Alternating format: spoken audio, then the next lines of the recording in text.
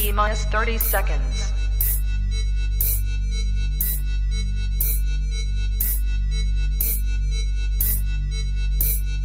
T-minus 20 seconds.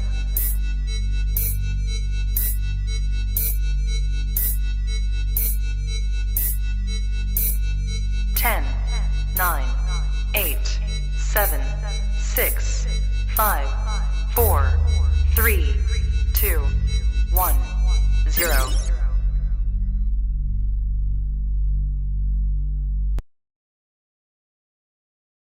Good. You ready for do more in the future? Trap Talk podcasts? Yes. Man.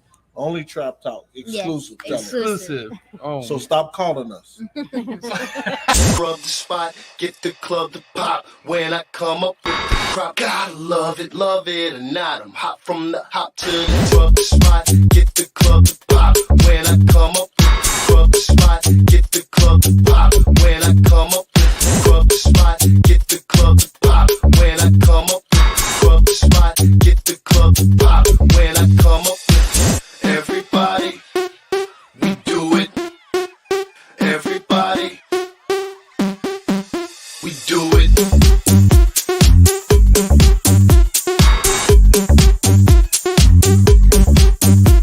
Do it. Do it.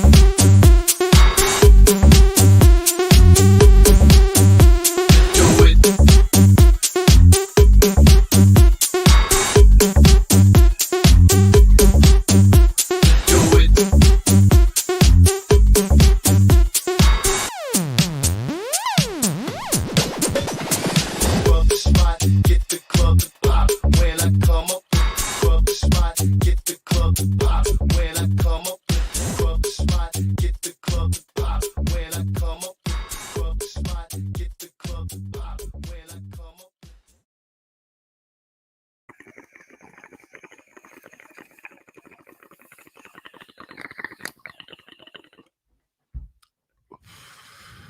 You are now tapped into the coolest reptile podcast in the world. If you're scared, go to church. That's what I'm talking about, baby. Happy motherfucking Sunday to all my trappers out there. What is good? I'm your boy, MJ. Woo. Is this your first time tapping in? Do your boy a favor. Hit that subscribe button. Hit that, I just said that. Hit that notification bell.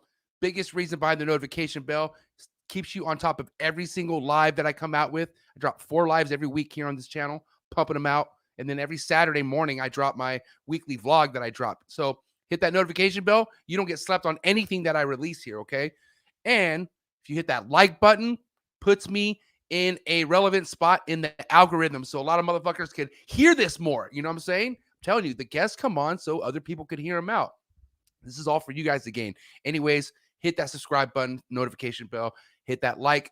What's up with all my early birds? I see everybody there in the building. A lot of people here ready to rock and roll. Before we get into things, you guys know what the deal is.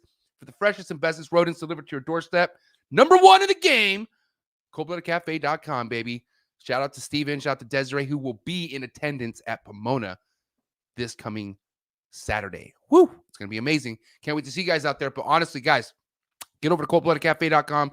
Get your reptiles, some of the best rodents, if not the best. No, they are the best. Get the best rodents into your reptiles. Thank me later on it.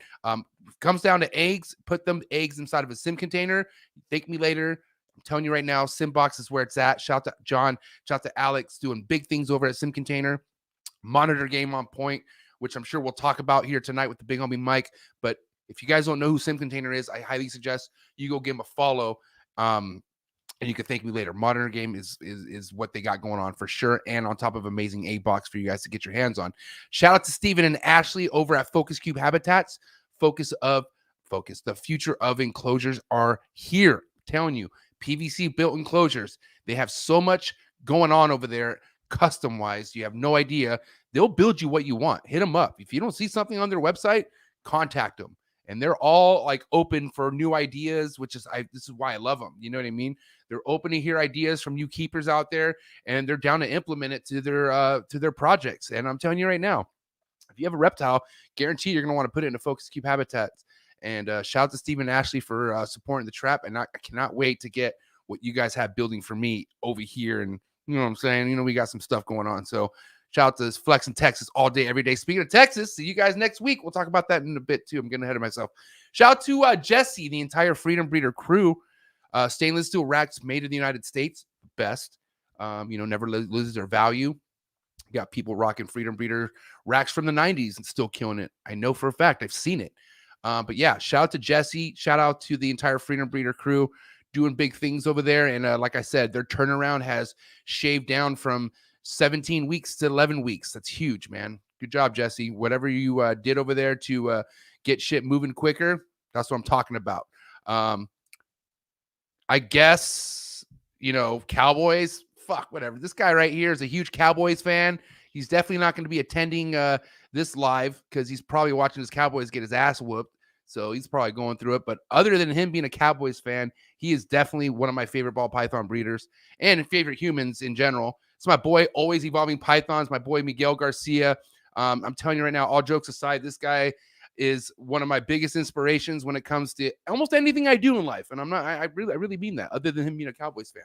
But this guy's ball python game is so goddamn futuristic. I'm telling you, you will be motivated, especially if you're in the ball python game. If you don't follow Miguel Garcia, then you are just a hater. That's all. I'm sorry I had to say it. Or if you just respectfully don't know who he is, then that's cool. But like, listen, if you fuck with ball pythons and you don't know who Miguel Garcia is, this will catch you up right away. So go follow him. Go see what he has going on.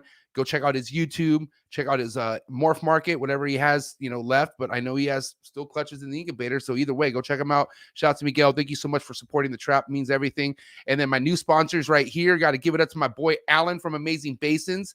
If you love basins, if you love arboreal snakes, you got to go check out my man's page on Instagram. He is doing things that not a lot of people can do. I mean, shit. There's guys in this game who would wish to accomplish what this guy's already accomplished with these basins, and that's a fact. And it's my boy right here. He's sponsoring the trap. Cannot wait to see what the future holds for my man Alan and the Amazing Basins. And I can tell you right now, he's working with some select ball pythons, and he's going to be cracking with these ball python projects here this year. I'm telling you. So enough said. Go give my boy a follow. Go check him out. Thank me later. Alan, thank you so much for fucking with me, bro. I appreciate your support. You have no idea. It means everything to me. Big fucking family right there all day, every day. All right, guys, who's ready for the show? It's coming up. Dude, next weekend. Are you kidding me? Let's go. Pomona. It's been 2 years. I'm expecting to see a lot of people there. I know a lot of my trappers are going to be in attendance, and I cannot wait to link up with all you guys. It's going to be one bitchin' ass time. That's for sure. So going down next weekend, Saturday, Sunday, the Reptile Super Show. Be ready. Yeah, man, it's going to be an amazing time. I cannot wait to link up with you. Shout out to Rami. Shout out to the entire Reptile Super Show crew. And yeah, I'm wishing everyone good luck. It's going to be fun. And then, like I said, man, Texas, what is good? Hope to see all you guys in Texas. NARBC. Arlington is a very fun time. I always leave satisfied when I go to a fucking Arlington show. And that is going down here in the next 3 weeks or so. God damn, these shows are coming. It's season. Here we go. And guys, just so you know, I love shows, and it's only going to get more fun and fun. So if you guys can get your ass to a show, I'm telling you right now, I met the big homie Mike at a show, and it's just stuff like that you don't forget. So either way, if you can, get to a show, and if you can, support US ARC. US ARC needs our help first and foremost. I will always preach to you guys about how much US ARC is going to need our help to fight against these fucking idiots trying to take our animal rights. Makes no sense. So Phil Goss is the man. Thank you so much, Phil, for doing what you do. I will see you at the this coming weekend at the US ARC auction at Pomona. And yeah, guys, if you're ever at a show, best believe the US ARC auction, is where it goes down. So if any of you fuckers out there are bitching and complaining that you can't link up with me, or MJ, I'm at the show, where are you? Meet me at this booth. Bro, whatever. If you don't see me, you will see me at the US ARC auction, plain and simple. So if any of you guys really want to link up with me or ever find me and you don't see me at the show, you will see me at the US ARC auction. And that's a fact. I'll have my own table. I'll be there with all my homies having a good time. So link up. Let's go. Pomona. It's going to be a good time. Arlington. It's going to be a good time. If you guys need to get a hold of me for whatever reason, or if you want to check out my work, if I want to see exactly what I have for sale other than Morph Market, you could actually go to mjexoticscartal on Instagram. I like to post a lot of my work there. And then I like to post a lot of all the podcast stuff, anything related to the podcast. Go follow my Trap Talk with MJ podcast page on Instagram. I keep you guys updated there as well. Shout out to all my Twitch viewers. And then, guys, if you like to support this channel more than a subscription, more than a like, more than a comment, I take any donations to PayPal, Exotics Cartel with an A, not an E, and I send any donations over to US Art. Same with the super chat, guys. If you guys want to send me a super chat, I send that super chat over to US Art. All super chats go to US Art. The cool thing is that I'm doing now, moving forward, starting this month, if you put a super chat at all this month, okay, at the end of the month of February, I'm going to do a giveaway to whoever. Like, I'm gonna start doing giveaways. Like, I'm gonna like raffle off whatever the fuck. I mean, I haven't thought of it yet, but I'm gonna start giving things to people who give me super chats at the end of the month, like the next month. Does that make sense? Right. Anyways, just I'm gonna start giving back to you guys even more when you guys start doing super chats. So not only do I donate it to US Art, but I will start doing a giveaway at the end of each month. Okay. So appreciate the super chats. I appreciate all my Trap Talk Patreon family members. My motivation. You guys are everything to me. If you guys out there are new to the game, when I say the game, I mean the reptile industry, whatever, and you want to learn more about what's going on, or what kind of breeders are working with what, or how can I get in touch with who and who, but whatever the fuck, that's what this is. The Trap Talk Patreon page is the plug. I can get you whatever the fuck you want, plain and simple. But we all talk about it. We are all about. There's just about 75 of us. We're all about the same mission. We're all here to learn about amazing reptiles that we work with. Okay. We all share the productions that we do. We all share just everything. It's amazing. Enough said. If I were you and you were kind of lost in this, I would go down to the Trap Talk Patreon family, family Patreon page and join the Trap Talk Patreon family. We get together every Sunday. So after this, after I'm done with the big homie Mike, we get together on Zoom and we just link up. Either way, we're tighten it. We're all about our shit. Tap in with us. I appreciate all my Trap Talk Patreon family members so much. And yeah, what is good with the early birds? Who's here right now? It's Sunday. I know there's got to be people ready to learn about some monitors, bro. But let's see who's here. Isaac Rodriguez. What is good? Yeah, I've been waiting for Mike to hop on too. This is well overdue. What is good, Matt? Evolution Exotics, the homie right here. Patreon family member all day, every day. A heavy one at that. Appreciate you, dog. Thanks for tapping in, Matt. Dom 702 Serpents. What is good? Trap Talk Patreon family member all day, every day. 1776 Exotics. It's my boy right here. Follow my big dog Mike right here. Trap Talk Patreon family member all day, every day. The homie Marlon, just a Condor boy trying to make it. Go follow my boy Marlon, Exotics Keeper version. Thank you so much for tapping in with your name, bro, because I always fucking forget the name of your new Instagram page. My boy just started this Instagram page. Go give him a follow. Let's get those followers up for him. Scale Fins and Feathers, thank you for tapping in. What is good? Meezy, what is good, Meezy? Thanks for tapping in. Trap Talk Zoo Dream team member right here. Go Get a Genetics, what is good, bro? Thanks for tapping in. Aurora Exotics, how you doing, sweetheart? Thanks for tapping in. Josh, what's up, buddy? Thanks for tapping in. Luke, what is good, dog? How you doing, man? Happy Sunday. Damn, we got Brett Bender in the pat. Ooh, I have a feeling Brett Bender's going to run with the Celebrity Appearance War tonight. This is a big dog right here. This is my boy, Brett Bender in the building. Thanks for being here, Brett. Hell yeah. Also go by Benny. I actually call him Benny. Benny Bender. That's my boy. Let's see. Mason, what is good, Mason? Thanks for tapping in. Cuddle Time Critters, what is good? Thanks for tapping in. Michael Wood, are you the DJ Michael Wood? I used to DJ with the full name Michael Wood. He was sick. What is good? Thanks for tapping in. Patrick Rose, Trap Talk Patreon family member all day. Jake 18, what is good? YouTube member, what is up, man? You're one of my YouTube members. Thank you for being a part of my YouTube membership. I don't have a lot of you guys, but I have Jake 18. What is good? 845 Exotic Pets. That's an OG homie right here. What is good? Thanks for tapping in. Matt Summers, ready for Matt Summers. Are you ready for your first monitor? My boy Matt Summers is definitely just dreamy with reptiles. He loves all of them, right? But the guy he meshes with all of them as well. But he doesn't have any monitors. I don't know. I could definitely see this fool with the Merten'S for sure. We'll talk about it. What is good, wise guy? Thanks for tapping in. Damn, we got Shane. Woo! Shane from Evergreen State Reptiles. This is going to be a close call in the Celebrity Appearance Award.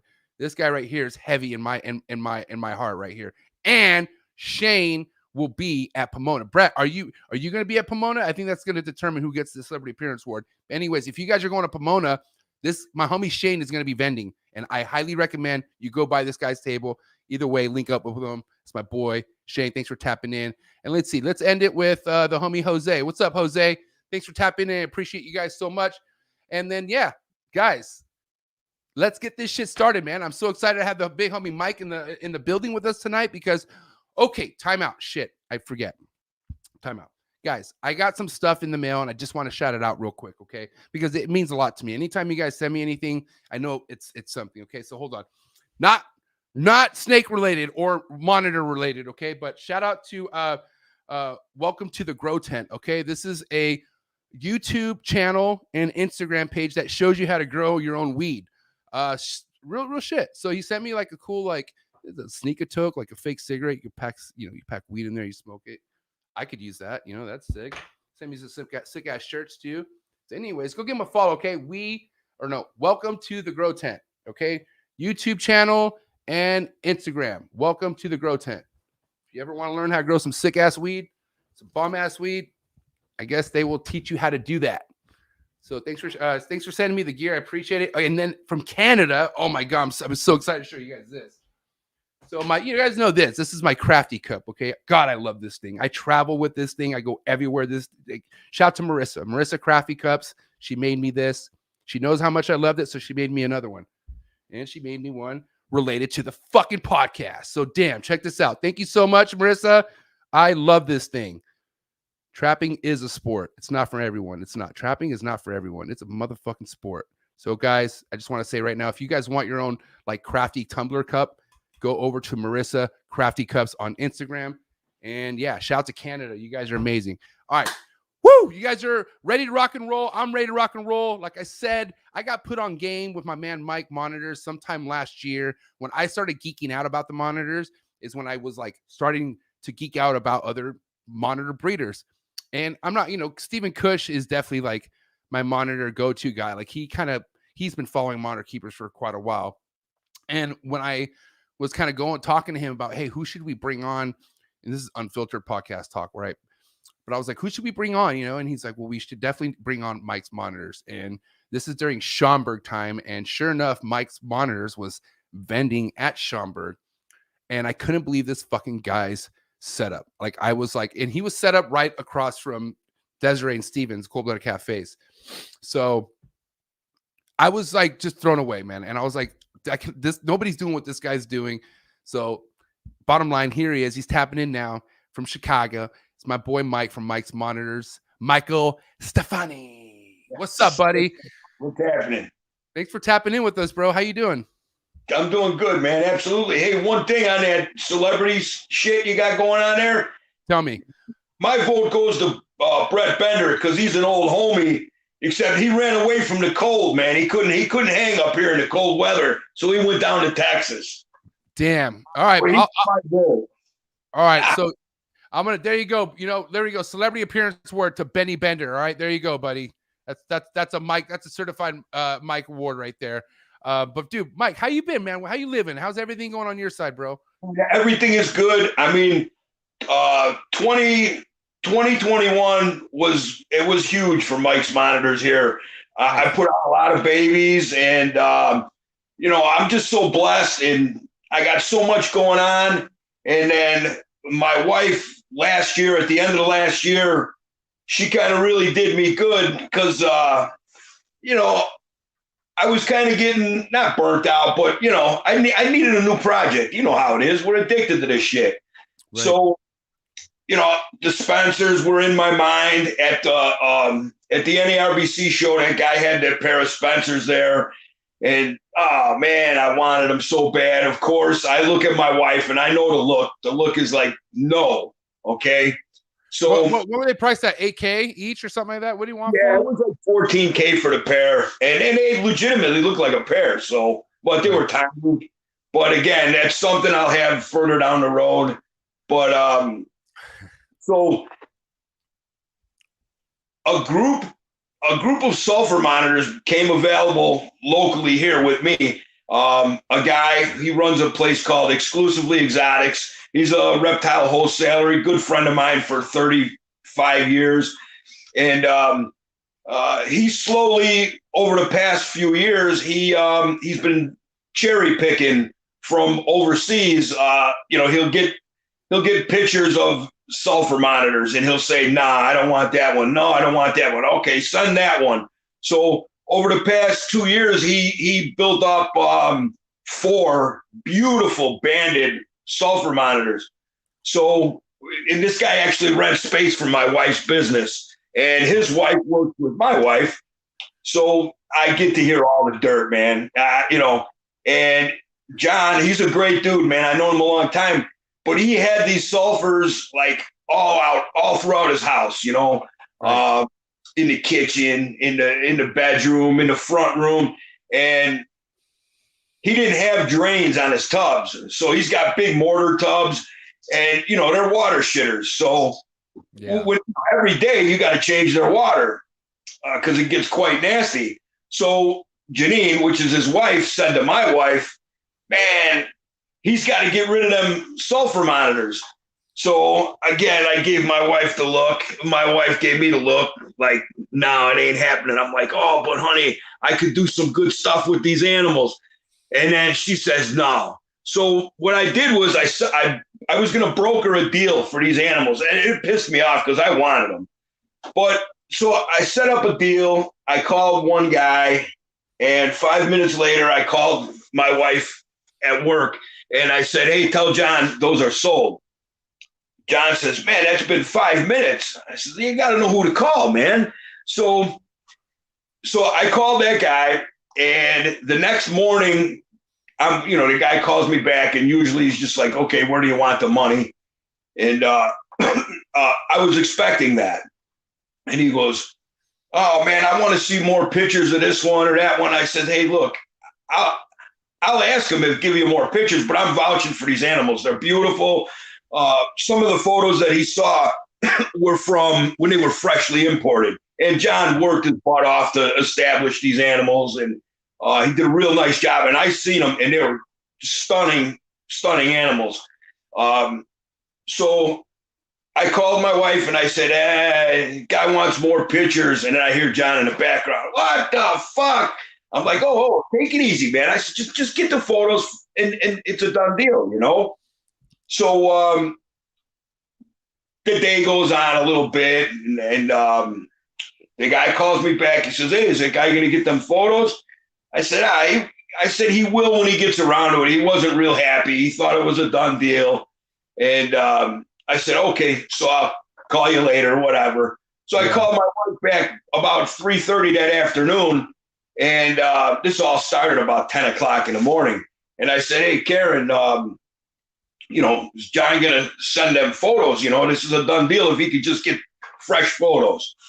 And my wife says, they're sold. You're not getting any photos. I'm like, oh, shit, man. Where did they go? And my wife says, I bought them for you. You're going to breed them. Oh, my God. That's a winner. I love that woman. She's the best. But so now I got them here. Funny story. I've been raising them for a few months. I've been power feeding them, getting them big quick. So one of the 4 that I first got, I knew was a female. That's the prettiest one I have. And so the other ones were a little smaller, and I had to raise them up. And it turns out the real beautiful female and this male that I have here, they're super docile, man. They'll come out. They love me. I don't know why, but they love me, man. They might love me more than my wife. So it is what it is. Kind of magnetism with them. But so I've been raising them. And then I picked up another female from a local guy, Shane Costello. And so now I got 5 of these giant freaking lizards here in my house, which is perfectly okay with me. So I've been raising them, getting them up to size, and they're right there. They're, my 2 females, one female's about 5 foot. The other one's almost 5 foot, and my male's about 4 foot. All of a sudden, real quick, I got them big. And so the one beautiful female, she's kind of aggressive with other lizards. So I wanted to get some size on my male. Well, the big 5-footer, she's real docile. So I threw my male in with her, and dude, it was 5 minutes, man. He was all over her. the herky jerking and he rub it up on her back. But I mean, he's only about 4 foot. She's, over 5. She's big. Right. And so I'm watching them. They're chasing me. He's chasing her around, and he finally pins her behind a log. And he's on top of her, but I can't see their back half. But I can tell by their body sizes that he wasn't in a lockup position. It looked like they were locked, but there's no way he could have been. Right. So I left them in there overnight when I thought they were locked, and they may have been, but I couldn't tell you because I couldn't see it clear enough. So the next day I pull him out of there, and I'm like, man, he's a horny dog, man. I said, I wonder what he'd do with this other female. So I put him in with this beautiful female that I have. I mean, she is perfect. I put him in there. She looked at him, and she didn't give him a good look. And I was like, oh, no, man, I better be ready. And he did a little donut around her. Oh, he's all peacocking, man. He's strutting around her. And he started herky jerking her, and she laid her head down. Man, he climbed aboard, and he rode the train, man. And they were locked up for over 24 hours that first introduction. Then the next day, they were separate, basking, and just kind of not avoiding each other, but not into it. So I come back down later that night. The lights are all out, and now they're in the water tub, locked up again. Well, this happened like 3 nights in a row. And now I got her over there, man. She's all blown. So, yes. Fuck hopefully I make soon with those. But, yeah, I just figured I'd have to let you know on that story. No, I'm at that. What a good start to the show with that kind of information, because I mean, I remember when you picked those up and how excited you were and when you shared them, and I was like, man, these things are big already. And I fucking was like, I remember you showed me, like, before you even posted them, you gave me like a little insight, like, yo, look what I got, bro. And I was like, that was right when I got my bells, I think, or had just gotten it, but that was around that time, because it was like around June. When did you get like springtime, summertime? No, when did you get those? I probably got them like end of spring. Yeah, so June. Yeah, late June, July, something like that. So, okay, yeah. So, listen, I got to ask you, Mike, how far back do the monitors go with you? I mean, have you been working with monitors throughout your whole life, or when did you kind of reach to the level that you're at right now? How long has it been going? Well, I've been into animals my whole life, just like all of us knuckleheads. You start off with, the Godzilla movies and King Kong and just creature, all that kind of stuff, And then, just catching toads in the yard. And then when I was old enough to ride my bike to the frog pond, just catching turtles and frogs and, all kinds of stuff like that. And then for years and years, I was a Kluber guy. I bred some Hondurans and some other milk snakes and stuff. And then I kind of found a little niche that I loved was North American desert rat snakes. And I stayed into that for a while. I did the Trans-Pecos, the Rosalia rats, the Western green rats. I love them. Great snakes. And I also had some rainbow boas I was breeding. And I was at a local show here that was Lee Watson's Reptile Squad. It's like infamous up in this area. I mean, people would come. Brian Barczyk would come down. Everybody would go to Lee's squad. So, somebody came to me and they wanted one of my rainbow boa babies. And they said, hey, man, I'll trade you a peach throat. And I'm like, yeah, I'm not a lizard guy, forget it. And the guy came back a little while. He goes, are you sure? I'm like, hey, you know what? Bring it here. Let me see it. Holy shit, dude. This was probably 30 years ago. I seen that peach throat. I'm telling you something, within 2 months, my snakes were gone. My house was now full of monitor lizards. I had the green trees, the black trees, peach throats, croc monitors. So probably 30 years I've been playing with the monitors. Wow. It wasn't even like my wheelhouse, but I love them. And there's nothing that can take me away from them now. Now you got to, I mean, for just out of curiosity, in today's day and age, right? There's so much information out there on why you probably, like, let's just say if I was a new keeper, would you recommend me going through all those monitors? Like if I was just getting into this, probably not, right? You know, things are way different now. Back then, back then there was Australian monitors were captive born.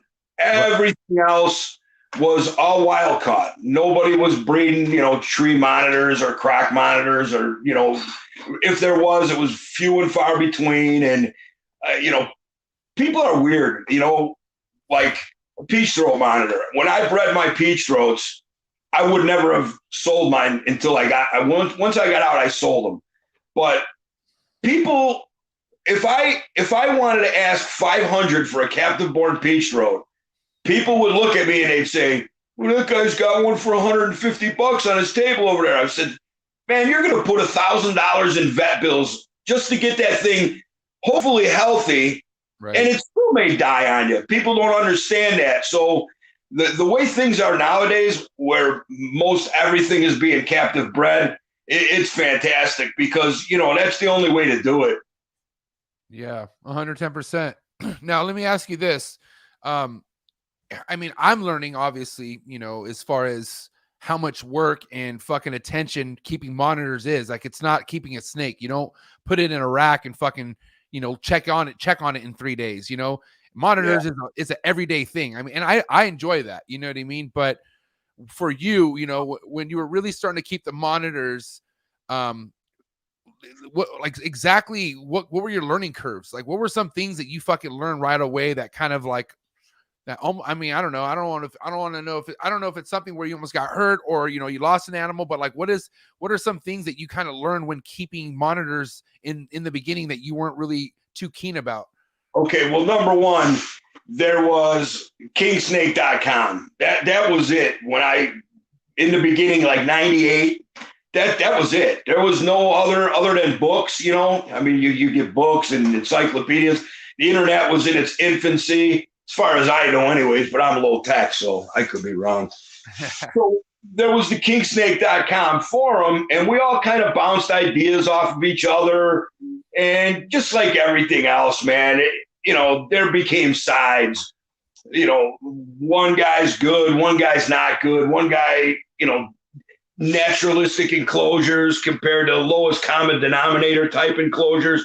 Well, for me, I think my success with the monitors comes because as much as I love the monitors, like I love setting up naturalistic enclosures. To me, that's it's probably more fun than breeding them. I mean, I love setting up an enclosure, throwing them in there, see how they react with their environment.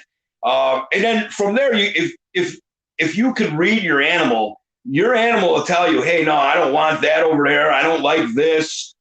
I need more heat. I need more water. And, all I like to say what I am is I'm a lizard custodian and a food monkey. That's all I do.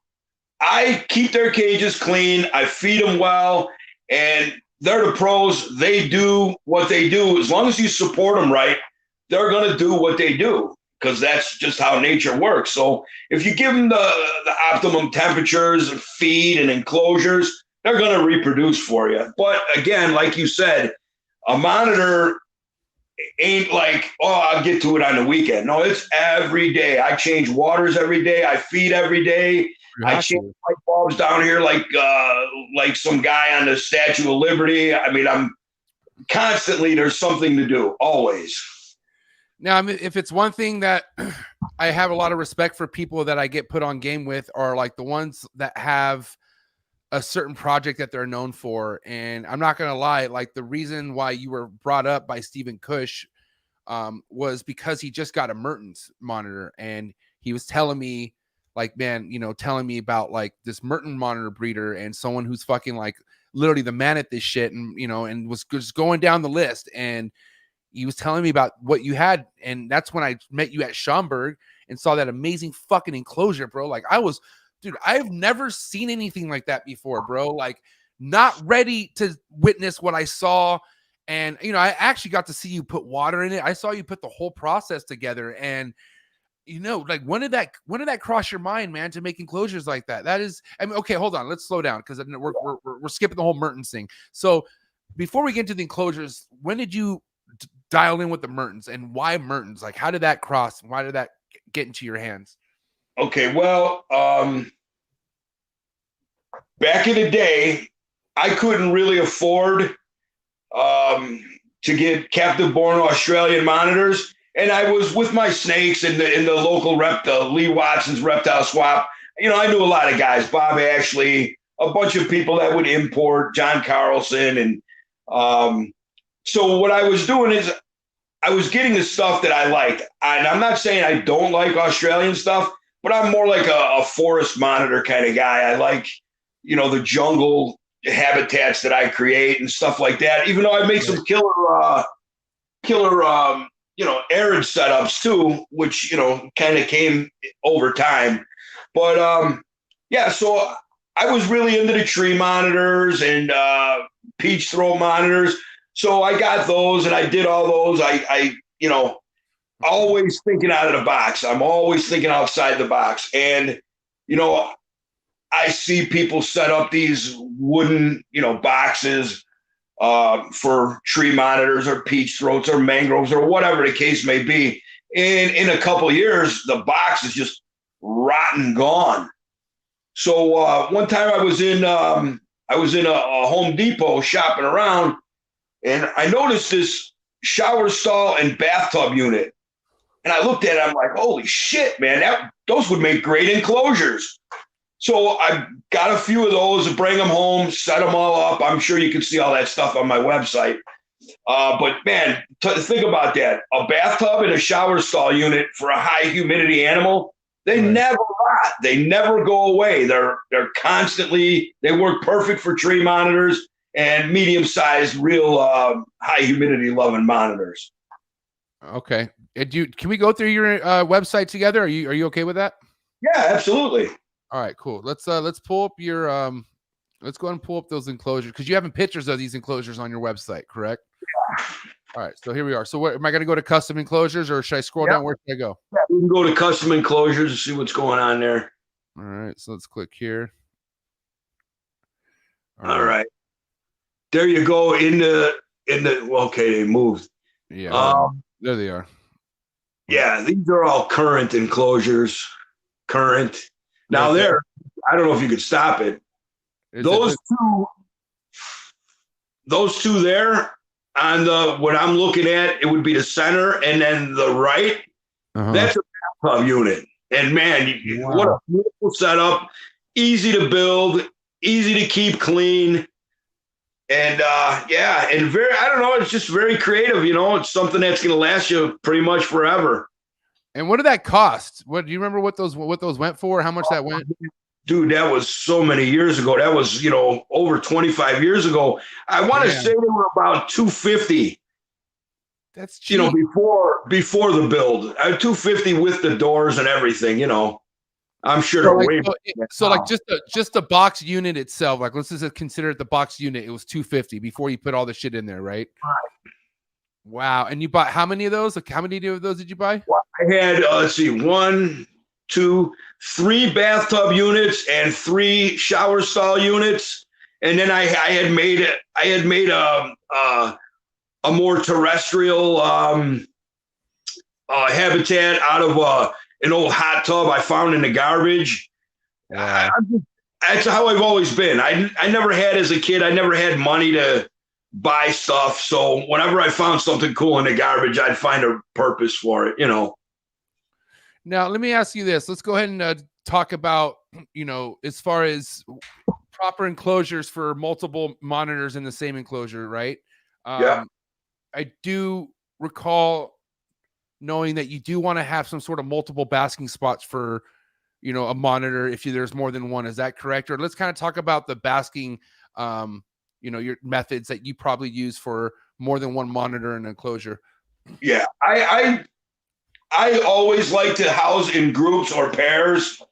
I always provide multiple basking spots, and usually with the multiple basking spots, there's some kind of plant hanging in between them So if, give visual barriers to keep them from, getting aggravated with each other after so much time. Another good thing to do too, depending on what species you're working with, like with water monitors, a lot of times, like my coming eye water monitors, they're gentle lovers. They get along great. But what I do is I have a pass through between the two cages. So when my female is gravid and she's going to nest, I don't want her to be disturbed. So I cut the male out. I don't even have to handle him. I just show him a rat on the other side of the wall and he runs through. I close the trap door and, and then he's separate from her and she can peacefully lay her clutch. And then after she lays her clutch, I'll give her 2 or 3 feedings and I open the door and they go through both cages. Damn. Okay. Now let's kind of talk about as far as when to be prepared for your monitors to breed. Like if you are raising a pair of monitors up together, right? And they've been together, at what age typically do monitors breed from your experience, from what you can see? It varies from species to species. Like my coming eye, I raised those for 2 years before they started to breed. My Merten'S went about 3 years before they started to breed. And I have King Gorhams here that are they're under 8 months old and they're getting ready to lay their first clutch. Those are both leucistics that I bred from wild types that I keep here. And my Kimberly rocks here, I took these from egg to egg in less than 10 months. So it all depends on the species. Okay. Now, let me ask you this, Mike. You're dieting with the monitors. Is it different per species as well, as far as like your feeding regimens, or either how much or how often you feed a monitor? No, I feed pretty much daily. Everything down here I'll feed daily. The little audacious species, I'll give them insects every day. Now I'm not saying, I feed them like you would a snake till they get this big bump in their stomach. That's not what I'm saying at all. I give them food every day. I keep the train rolling. And as long as you give them smaller meals and they have, high heat and a lot of room to burn off calories, they don't get fat and sluggish. Right. As long as you know what you're doing and you do it right. Right. And another thing too is rodents make up a very tiny portion of the diets of any of these monitors here. A lot of quails, a lot of quail eggs, a lot of bugs. I do roaches, crickets. What else? I do a lot of fish. And then, occasionally I'll get some whenever I'm at the Oriental grocery store, I'll get some crazy like apple snail meat or, some weird fish or a squid and give that to them. So give them a little bit of variety, but for the most part, I say probably 85% of everything that eats down here is quail or quail egg. I mean, I can't even lie to you. And when you say, as far as the diversity with diets, because any successful monitor breeder that I've ever spoke to or even had unfiltered anything has always said it's all about the diversity on what you feed these animals. You can't just be throwing rats down their fucking bellies every 3 days.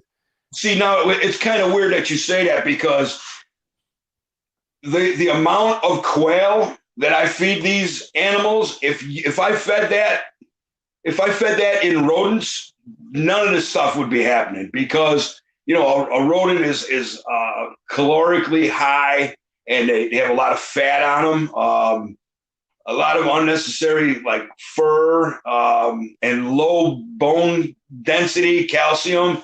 And the quails, what the quails are basically is it's got a high nutritional value to them. It's easy to digest, so it's not sitting like a rock in their stomach for 2-3 days, man. They eat, and the next day I find eggshell in their water bowl. So, right.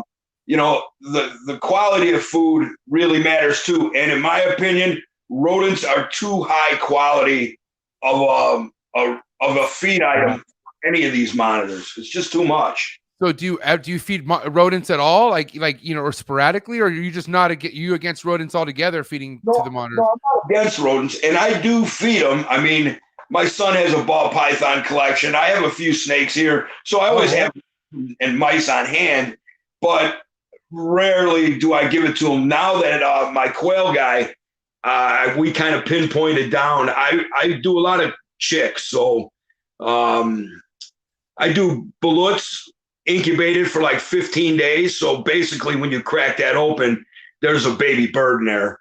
I do unfertilized quail eggs, a lot of those, and sometimes I hard boil them, give them to these small adatrias, which is good for them.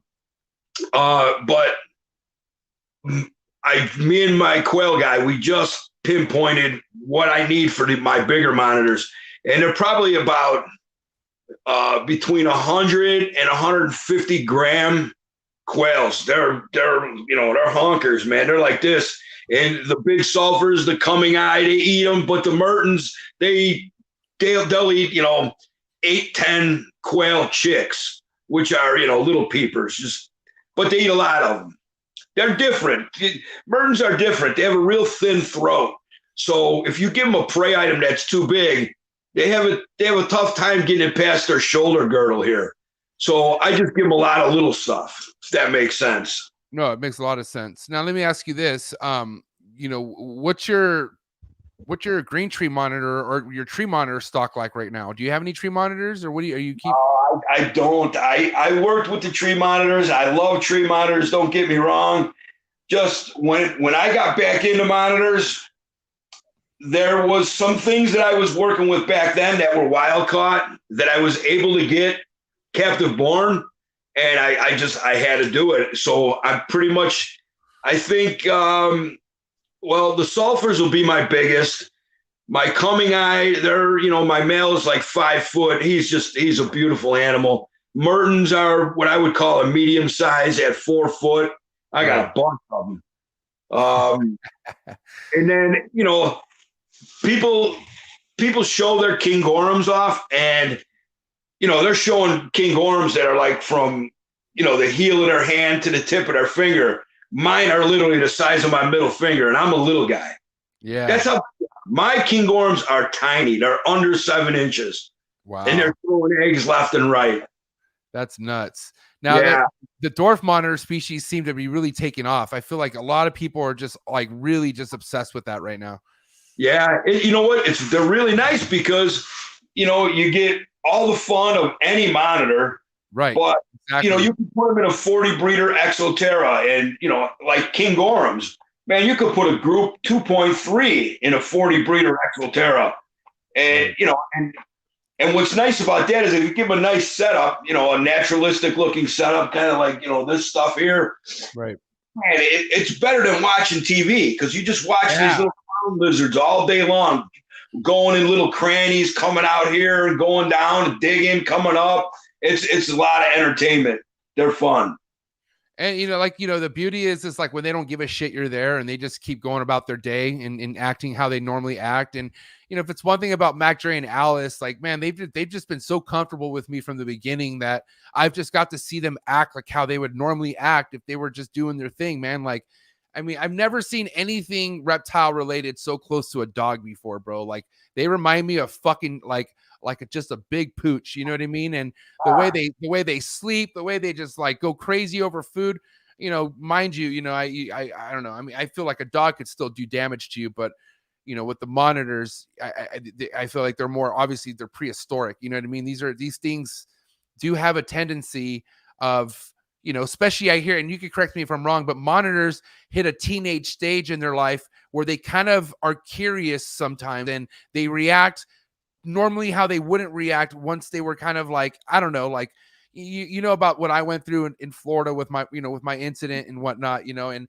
I had a lot of thinking and research to do. And the monitor that bit me was 6 years old, and technically not even adult yet. You know what I mean? So, I don't know. Like, let me ask you this. Like, I mean, what's your opinion with, the precaution that you've had with a monitor that you knew really well that almost fucking turned and did work on you, or or actually have seen something turn on you and snap on you? Have you dealt with any of that?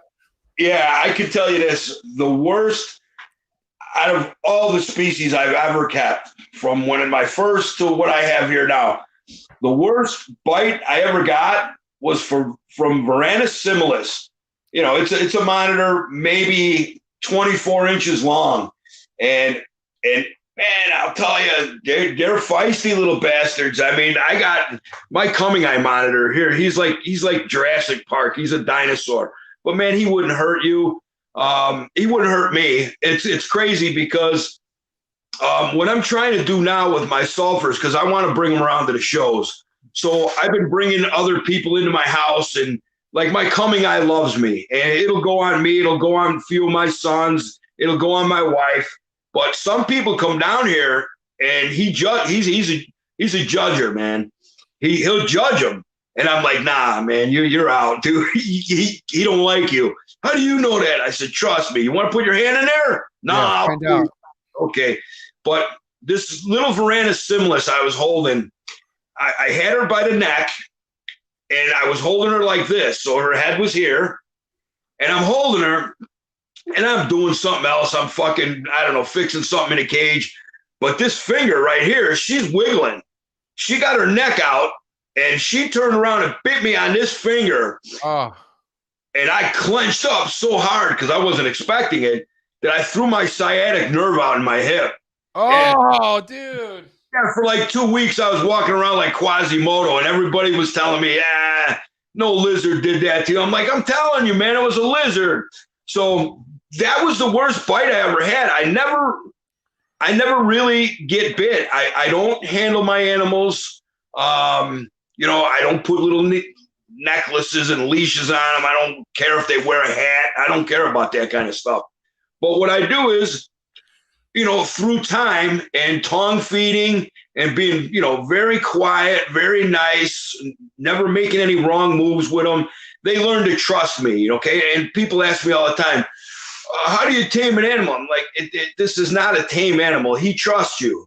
And, if you trust him and he trusts you, good things are going to happen. So the key to anybody who wants a tame monitor, don't even think about that. Just start tongue feeding them, being really nice around them. Don't make any mistakes. Any little time you spend with them, keep it at real short intervals of 10 minutes or less. And then they learn to trust you. And if you give them their space and they know that they can walk away from you and everything's good, before you know it, they'll just come right up to you. They'll walk up your arms and they'll sit on your shoulders. And that's what, to me, that's what a tame monitor is. He's not so much tame, but he trusts you. He trusts that you're not going to hurt him or, nothing bad's going to happen to him. So it's trust. I mean, and you could also what's your recommendation as far as this? Because, a lot of people who come in as a new keeper, because you got to understand what's the biggest thing that drives the youth or the new keeper now is the posting stuff, social media, getting your shit out there. Right. So a lot of people seem to just can't seem to help themselves, but want to take their monitor out and take pictures with it right away and whatnot. What's your idea with as far as handling a monitor? Especially if you have one that's not really trying to be held, because I've seen people literally just go in, grab the monitor when it's like literally not trying to be held. And I don't know. I mean, I'm not trying to be I'd say against anybody's techniques out there, but that can't be good for the state of mind for the monitor if it's being taken out like that, right? From my experience, that is the absolute worst thing you can do. If you ever have to restrain your animal for whatever, maybe a vet procedure or something like that, so be it. Try to keep that down to a minimum. But in the meantime, if you build up a trusting relationship with them and now you got to bring them to the vet, I can open these cages up and these Kimberly Rocks, all of them, they'll just walk right up my arm. I don't have to reach in there and grab them. I can pick them up and grab them because they know I'm not going to hurt them. But that's the worst thing you could do to a scared monitor is grab them. Because it's just, you're reinforcing their fight or flight mode, and you're going to get bit and your sciatica is going to go out. Hey, was that during Schaumburg? Bro, you were walking pretty fucked up at Schaumburg. Was that it? Was that when that happened? No, man. I broke my left leg 5 times when I was between 12 and 13 years old. Wow. How? Were you riding horses? No, no. Car accident. Then I fell out of a wheelchair. Then the doctor put me through this procedure called a manipulation, and he broke it 3 times in that one surgery. So, oh my God. Yeah, when we got time, I'll tell you about it, man. It's a funny story. People usually piss in their pants when I tell the story.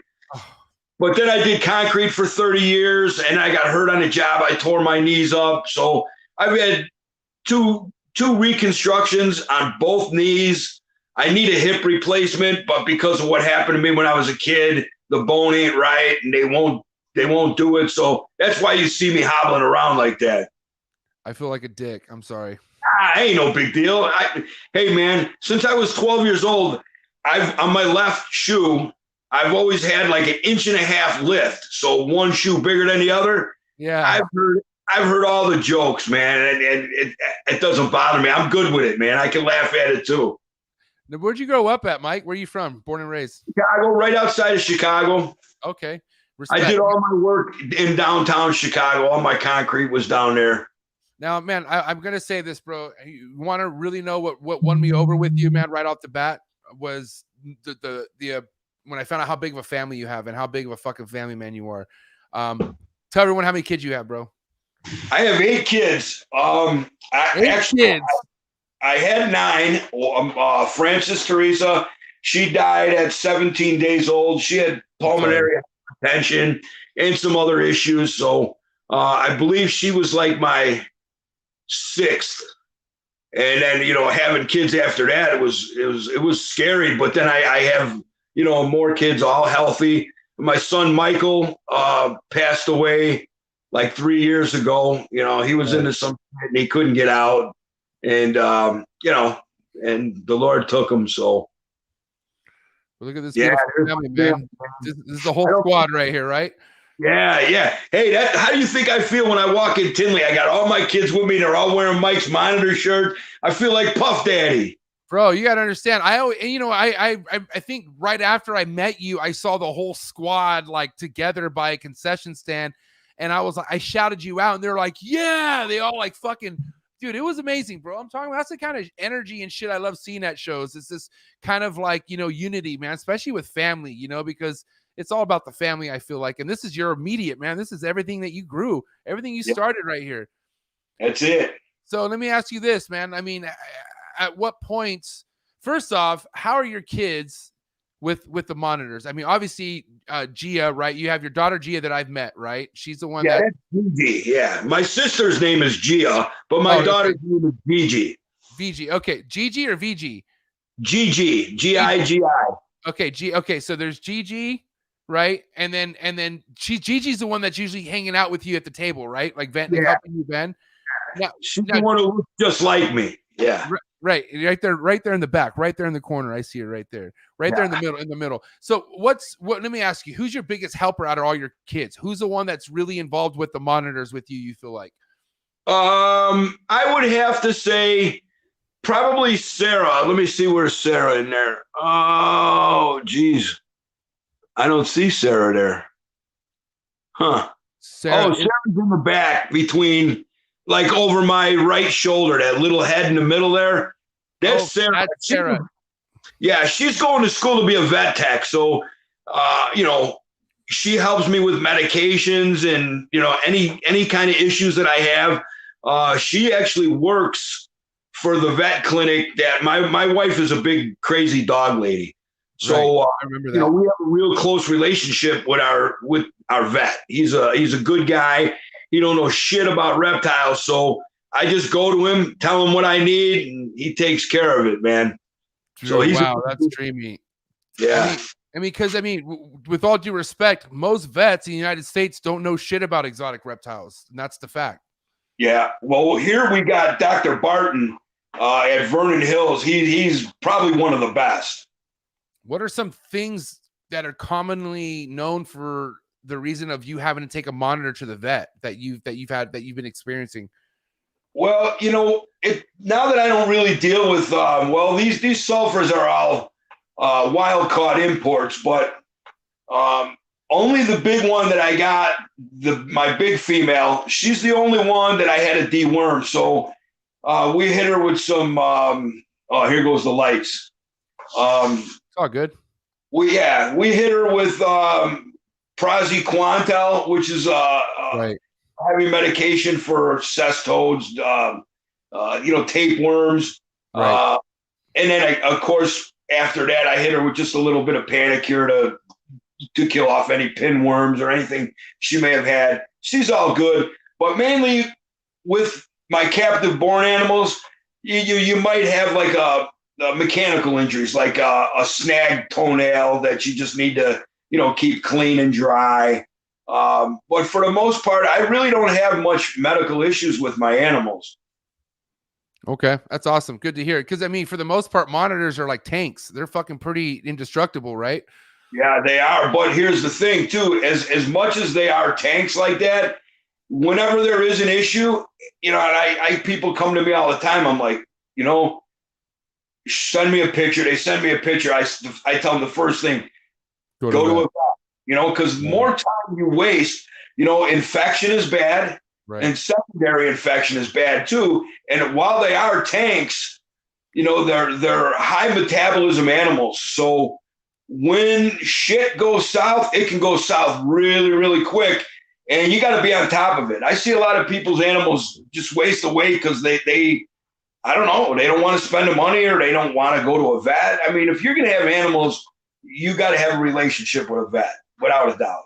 Yeah, 100%. And there's somebody in your area or somebody like that's the thing about the good thing about nowadays is like there's somebody you could reach out to who could at least give you the right step forward on where you should go versus like think about years back in the day where there was no social media and there was no fucking people you could follow and get information from. Like, I mean, a lot of the stuff that you learned pre-social media, right, Mike? Yeah. Oh yeah, definitely. Like I said, kingsnake.com, that was it, man. That was it. That was the big meeting place where everybody put their brains together and either, figured stuff out or, you know how the social media is. Either they like it or they don't like it. It's the bottom line. Right. But as far as medical stuff goes, on my original Mike's Monitors webpage, I found this thing. It was called Herp Vet Connection. I don't even know if it's still out there. But if you go to back in the day, if you went to Herp Vet Connection and punched in your state, city, and county, it would give you legitimate reptile vets that are closest to your area. I don't know if that's still around, but nowadays you could just Google it or whatever. But right. Back then, it was all word of mouth, and like you said, I mean, there may have been a couple of vets who knew about, maybe a hamster or a parrot, but not a lot about reptiles. You'd have to go to like universities or zoo guys. Yeah, I mean, I could tell you this. I had a situation where, I was when I was working with a lot of imported emeralds. I had one of my favorite emeralds. She prolapsed on me, and I was kind of like fucking freaking out a little bit. And I had just made friends with Ryan Wolson. Ryan Wolson's like a really high respected emerald tree boa breeder in the community, but he has a guy that is in Script Ranch, which is probably like 30 minutes or so, but like that's his guy. And I had already just went to a vet where like I Googled, I was like, I did what you did. I Googled exotic veterinarians. And I saw that this veterinarian by my house was like, they know about snakes and all sorts of shit. Right. And so I took it down and I asked, I need to get a test. I wanted to get the prolapse checked out. And I also wanted to get a fecal test done and make sure there was no fucking parasites or anything going on with it. And they charged me like $200 something for the test. And the test came back and it was they only checked for like one water parasite. It wasn't even the right test. Because what I did was I grabbed the test because it said, oh yeah, there's no parasites in the test. And I showed Ryan the test and he looked at it and he's like, this wasn't the test that you were supposed to get for this animal. So, right. even Google search could fucking really mislead you. You know what I mean? It's really difficult to really be at a veterinarian that could really look at a goddamn emerald tree boa and give it the proper test, which I don't know, it's definitely case by case. You know what I mean? Definitely. So let me ask you this, Mike. I'm going to revert to a situation of mine. You know, obviously, thank you so much for when I first picked up my green tree monitors last year. I was really, you know, concerned. Do I have 2 males? Like, what's going on? Remember, me and you were going back and forth for so long. And obviously, you know, the guy who sold me the green tree monitors, he told me that they're a lot older than they were. And they're still growing, obviously, because now you look at him, the fucking male's a monster. Like, he's gigantic. Like, he's built Arnold Schwarzenegger type shit. But anyways, obviously they had some courting and some locks in, I think, October. And then sure enough, man, she laid 2 eggs in her one of her perch corkwoods that she had. But my thing is obviously in the situation that I was in, she should have laid them in the nest box. Is what typically you would want, right? You don't want a monitor. A monitor shouldn't be laying them in corkwood or, you know, in a random spot like that. Is that right? Yeah, that's correct. That's usually what we would call scattering, like a stress lay type thing. But you know what? That's a lot better than going the other way, which is they just are so uncomfortable with any kind of nesting situation that they retain them, they hold them, and they go egg bound, and that's a whole nother, you know, because if they don't expel those eggs, they actually will rot up in them, and then they get sepsis or whatever, and they will die. So it's good that you recognize that, and you know, like for people that are starting out, they'll always ask me, well, what do you use for nesting? And I tell them what I use for nesting. And what I've found so far, it's pretty simple. You got to have the right type of soil, the right humidity, and the right temperatures. If you provide that and security, if you provide that, they'll lay almost in this, for me anyways, they lay almost in the same spot each and every time. I mean, I don't even have to look for them anymore. I know right where they're at. Right. Okay, perfect. Yeah, I mean, because I could tell you there was obviously mistakes that I came across after she laid. I was kind of like, okay, comfortable with just kind of pulling things out and seeing, you know, did she lay anywhere else? And she had just laid the 2 eggs. But what had happened was, you know, the security was not there. I could tell you why, because the lid on top of the nest box, the hole was so big that I cut, right? And what made it even worse is that after Andrew, shout out to my boy Andrew Acevedo, but Andrew was like, hey, yo, that hole is way too big. You're exposing her way too much. So my dumb ass, instead of just putting a new lid with a new hole, I put a water dish sliding over the hole. And what happened was she kept knocking the fucking water dish into the damn substrate.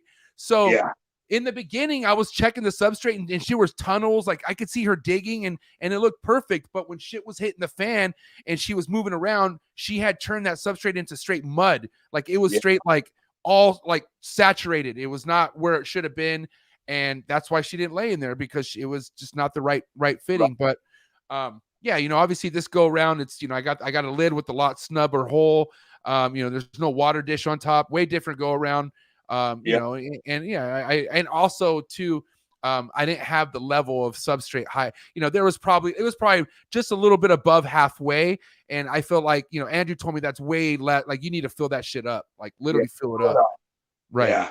Like I know from my experience with tree monitors, I always used an external nest box, meaning the nest box itself was on the outside of the enclosure. Access was through the enclosure. Again, I bred black tree monitors that were, you know, large adults, and I literally gave them a 1-inch hole, and they would squeeze in there, you know, they would wiggle in there. They would, you know, once she laid her eggs, she could fly right out. Right. But when she was gravid, she would have to wiggle in there, and boy, that security just makes them feel comfortable. I mean, they're not doing this stuff to fail. They're doing it to succeed. So you got to give them every option to succeed. So I know the cage that you have, and you might even want to try that with your tree monitors. Mount a box to the outside, put a small little heat pad between your enclosure and the nest box, and an access hole going in. And when she goes in, now when she comes out, you don't even have to bother the cage. You just open the top on the outside of the enclosure, dig your eggs up, put them in the incubator, and you're done. You're not bothering anybody. So, but you recommend having a nest box inside the enclosure as well. So having both options is what you're saying. Well, I would, in your situation, I would do both. Okay. But if you do both, like I'm saying to you, and you have one high on the outside of the cage, I would almost bet my nut that she'll lay in the external higher nesting box. And then once she lays a clutch in there and another clutch in there, you can do away with that other one because that's where she feels comfortable. Oh, so you're saying go higher on the level. Don't go to the ground. So keep one on the floor and put one up top. I would put one on the top on the outside. Yeah. Basking side or the UBV side? Well, I wouldn't, I don't really think that it has so much to do with temperature unless it changes the temperature of the box. You want your nest box to be, and you know, people agree with me and people don't agree with me, but in nature, heat, when a dog is hot in your backyard, what does he do? He digs down to get cool, right? And he lays that cool hole. Well, that's the same thing when these animals are digging to look for a nest spot. They're not thinking, well, the deeper I go, the warmer it's going to get. Cooler. So that's why I mount all of my my heat mats on my nest boxes and nesting sites vertically like this, because then when they're walking around, they feel the heat and they know they can dig down. Now, if they dig down and closer, they get hotter. If they dig down and away, that's where they find their temperature gradient and their humidity gradient. So heating from underneath is like, it's like you're hiding the bone, and their natural instinct, it doesn't get warmer when they dig down. It gets cooler when they dig down. So that's why I always mount them this way, because even when they're not digging, they feel the heat of the wall. Right. Now they know that this is where heat is. And if I dig down and in, it's going to get hotter. If I dig down and out, it gets cooler, and they find their perfect temperatures. All of mine lay probably 4 inches away from the wall that's heated and almost all the way at the bottom. So they're always laying at about 84 degrees. It's so funny you say that, bro, because, you know, the reason why we're obsessed with these monitors is because they act like fucking dinosaurs that no longer are here, or these things were here during dinosaur age, but their natural instinct of things, like it's natural for them to think, if I dig down lower, I'm going to get cooler. If I go higher, I'm going to get hotter. That's just the way they naturally feel things are. So that could really fucking put a spin on things if you're bringing heat from the bottom. You know what I mean? And I totally makes sense. And what's awesome too is just the higher elevation of a nest box, you know, like, and I'm sure, oh man, I think you're right. I really feel like she would go the higher route. Yeah. I just love go ahead. The bathtub units that I used to breed my tree monitors in. Okay. So those were like 6.5 feet tall, a shower, like in your house, or a bathtub unit in your house. Right. So what I would do is I would take a 10-gallon, if that's even what they call them, a 10-gallon Neodesha cage, the slant front, and I'd run 2 screws through that into the frame of the top of the shower stall, and I'd take a 1-inch hole saw, and I'd drill it through the side of the shower stall into the Neodesha, and I'd pack that Neodesha with substrate, and between the shower stall and the Neodesha, you have a natural gap. Well, that's where you put your heater. Now they climb in there and they feel it's nice and warm in there, and they feel over here where the glass is, it's not as warm as when they come over here. So they come over here, they start digging down. If they need more warmth, they'll go towards it. If they need less warmth, they'll go away from it. But it works like a charm, and it's up high, so they feel secure. What do you know about this Troy Schroeder guy? He's at a lot of these big shows. You know this Troy Schroeder, Best Dressed Balls? Oh, yeah. Shout out to the homie Troy. He said Mike and his lovely lady were absolute pleasure to vend next to at the first St. Louis NARBC. His knowledge is top notch. Great dude. MJ, thanks for the message today. What message today? I don't know what the hell you're talking about. But yeah, man, I love Troy.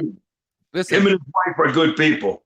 You and Troy are some of the people that I get so excited to see when I go to NARBC, bro. I got to tell you right now, like the big reason why I stand behind going to shows is because of relationships I built with people like you. And I got to say, you know, anytime I've had anyone that I respect at a show, I see this guy coming in and giving him props. So thank you, Troy. I appreciate you so much for literally just supporting not only me, but everyone in this hobby. Troy's he's a real MVP. I'll tell you that right now. Good dude. Good Him dude. and his wife. Him and his wife. Yeah. So, okay, let me ask you this, Mike.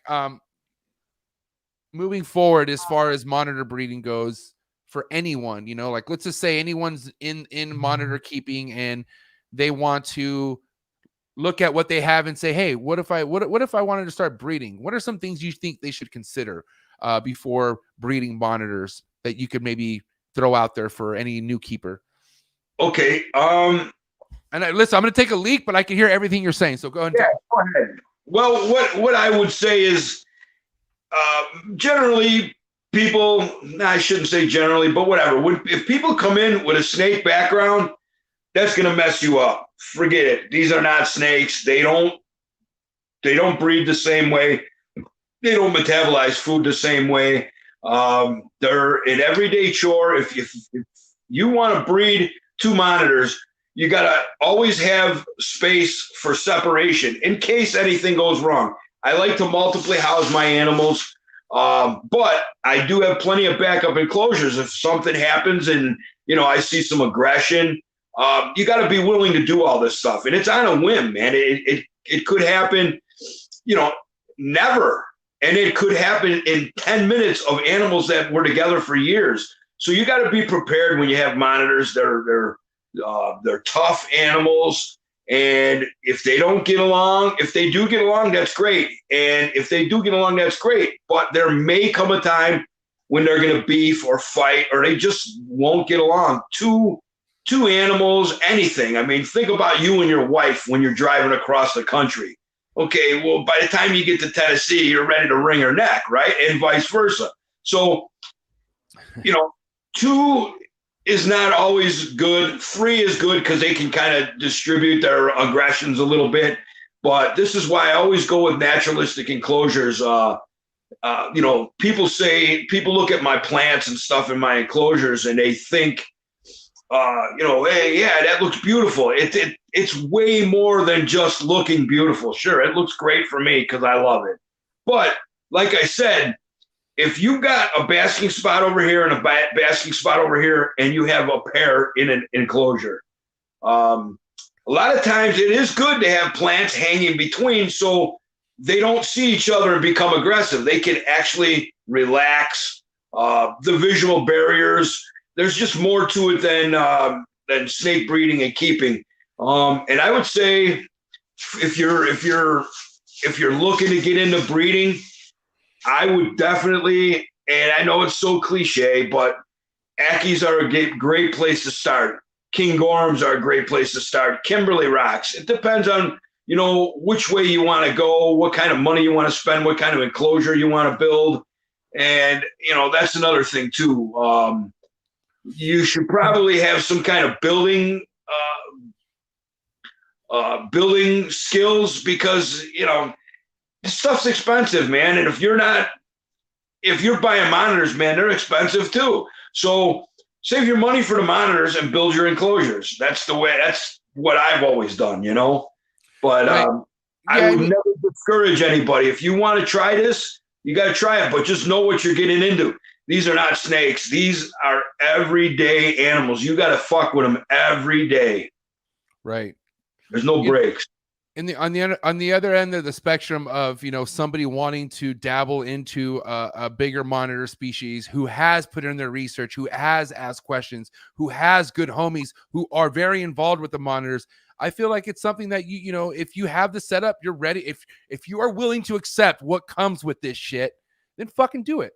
Because everybody learns, man. And, you know, if it's one thing that it's crazy, bro, because I am under some sort of a limelight, with the podcast and whatnot. And a lot of people that I came up with in this game, as I was getting more going with this fucking podcast, they didn't like it, and they would, some people would discourage me from getting into a species like a bell phase lace monitor because of my lack of knowledge of keeping a monitor and whatnot. Like I literally had people unfollow me because I got a monitor like that, and I feel like that's fucking horseshit, but it is that's their own deal. But at the end of the day, with my situation, I mean, Mike, you saw how much I was on your ass when I needed help and how much I was trying to learn from you. And you were amazing, bro. Like I'm telling you, man, you are a huge piece of the hobby that keeps the young people motivated to want to keep moving. You know what I mean? Because I want to say, I don't like that playing the sides crap. I'll help anybody that's willing to learn, like you. You had some questions for me, and I was trying to explain to you. And as a matter of fact, you helped me, because while we were trying to figure out your tree monitors, I was trying to tell you, a male's tail base will look like an upside down Mickey Mouse head, and a female's is more like a straight rope. And I'm like, man, I can't get it. How do I? And then I drew you that picture. That picture help you? Oh, I have it right here. It's against my wall. That picture, that's a great picture. That's self-explanatory right there. But in all the years I've been doing this, I explain to people upside down Mickey Mouse head. Right. And, they can't get it. But when you draw that simple picture and people see it, they're like, oh, wow, I got a male. Yeah, you got a male. And bro, it's just a matter of time where those fucking things are just hanging out. Like now, bro, I could see those motherfuckers packing from here. Like, you know what I mean? Like it gets noticeable after a while. Let's just say that. Now, let me tell you something, MJ. Back in the day when I started with monitors, there was one guy who he was the dude at the time, but this guy wouldn't share no information. Well, not with me anyways, because according to this person, I didn't ask the right questions. Well, you know what? I'm not much of a dick sucker. And yeah. And when I found out that's what this guy wanted me to stroke his ego and shit, I was like, hey, you know what? Fuck this guy. Right. So I started learning on my own. And I'm glad that dude wasn't the nicest guy, because that's how you learn, man. You don't learn when someone tells you. You learn, of course, you got to get pointers and this and that, but you don't learn by somebody telling you, because then you're like a parrot. You want to learn to visually look at stuff and understand what you're looking at and behaviors. And, what I see and what I think, you might see the same thing, but you're not picking it up like I'm picking it up. You know what I mean? So I try to help people that way. Man, I'm telling you something. I've hatched out so many of these Merten'S monitors. I don't even know what my record is as far as sexing these things, but I'll venture to say 90% of the animals I put out as hatchlings, as a pair, are actually pairs. A young dude, he come to me about 2 years ago, and he's a tree frog guy. He's a real good kid, man. He's local here. And, you're a tree frog guy. You got nice little exoteras and the plants, and that's great. I mean, that's great. I love that shit. But, he came to me, and I kind of want to be responsible with my monitors. I don't want to just sell them to somebody who's in a week going to kill them or get rid of them. I want people to succeed, especially with my animals, any animals. I'll help anybody. So this kid comes to me and he's like, hey, Mr. Stefani. I'm like, number one, that's my dad, and he's dead. I'm Mike. Just call me Mike. So we got in a relationship, me and this kid, and I told him what he needs to successfully keep Merten'S monitors. Right. And, I don't hear from him for a couple of weeks, right? So a couple of weeks go by, and I get a text or whatever it is with a picture. I open up the thing. I was like, holy shit, dude. I said, you're ready for a pair of Merten'S. And I just talked to this guy tonight, and we confirmed the pair I sold him 2 years ago as a possible pair are actually a pair, but he did it right, man. I told him what he needed to do, and he took the time to build the enclosure, build a nice water feature for him. And man, he did it right, and I hope he succeeds, and I hope, you know, everyone that I deal with succeeds with these monitors. I'm in no popularity contest, and you know, my wife likes the money. I don't care about the money. As long as I can take my animals and trade them and get a little bit of this and a little bit of that, I'm good. I mean, I will say to the defense, not really that I'm trying to defend a dickhead, but I could tell you that I've been a dickhead to some people who ask such a commonly question to where I feel like it's not hard for you to figure this one out. You know what I mean? And I much rather you put a little bit more effort into getting shit figured out on your own instead of getting little fucking hand-me-outs. And you know what I mean? Like, you have certain people that ask information from like multiple people. You know what I mean? And like, and that's the one shit that I don't listen. If you're gonna ask advice from me, take fucking my advice and don't fucking question my advice. And I'm not saying because I'm an expert, I'm saying because you're asking me. If you're asking me, you're asking me, you know? Right. And you know, there's so many different routes to take as far as what to do, what not to do. At the end of the day, what works, it's whatever works for you, right? Yeah, and, you know, and that's part of the issue too. I try to tell people, you know, they're like, hey, I wanted to do this with this species. I'm like, all right, bro, well, where do you live? Right. Well, I live in Texas. I'm like, well, you wouldn't do what I'm doing with mine here, and I can only give you what I do here, and then you're going to have to tweak it for your conditions, because I'm in a basement in Wisconsin. It's friggin' cold here, you know, 6 months out of the year, it gets cold.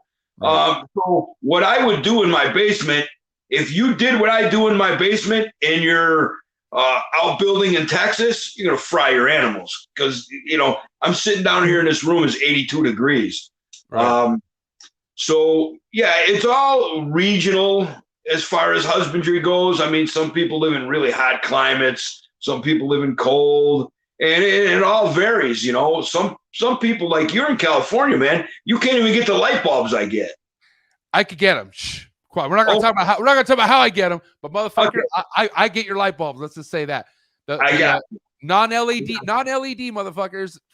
You know what I'm saying? But listen, it's crazy because of the floods. We have floodlights things, so only LED light bulbs are sold in California. And dude, you want to talk about the frustration I had to go through to figure that out? Because I had John from Sim Container, even fucking Alex, who lives in Sacramento, didn't even tell me this.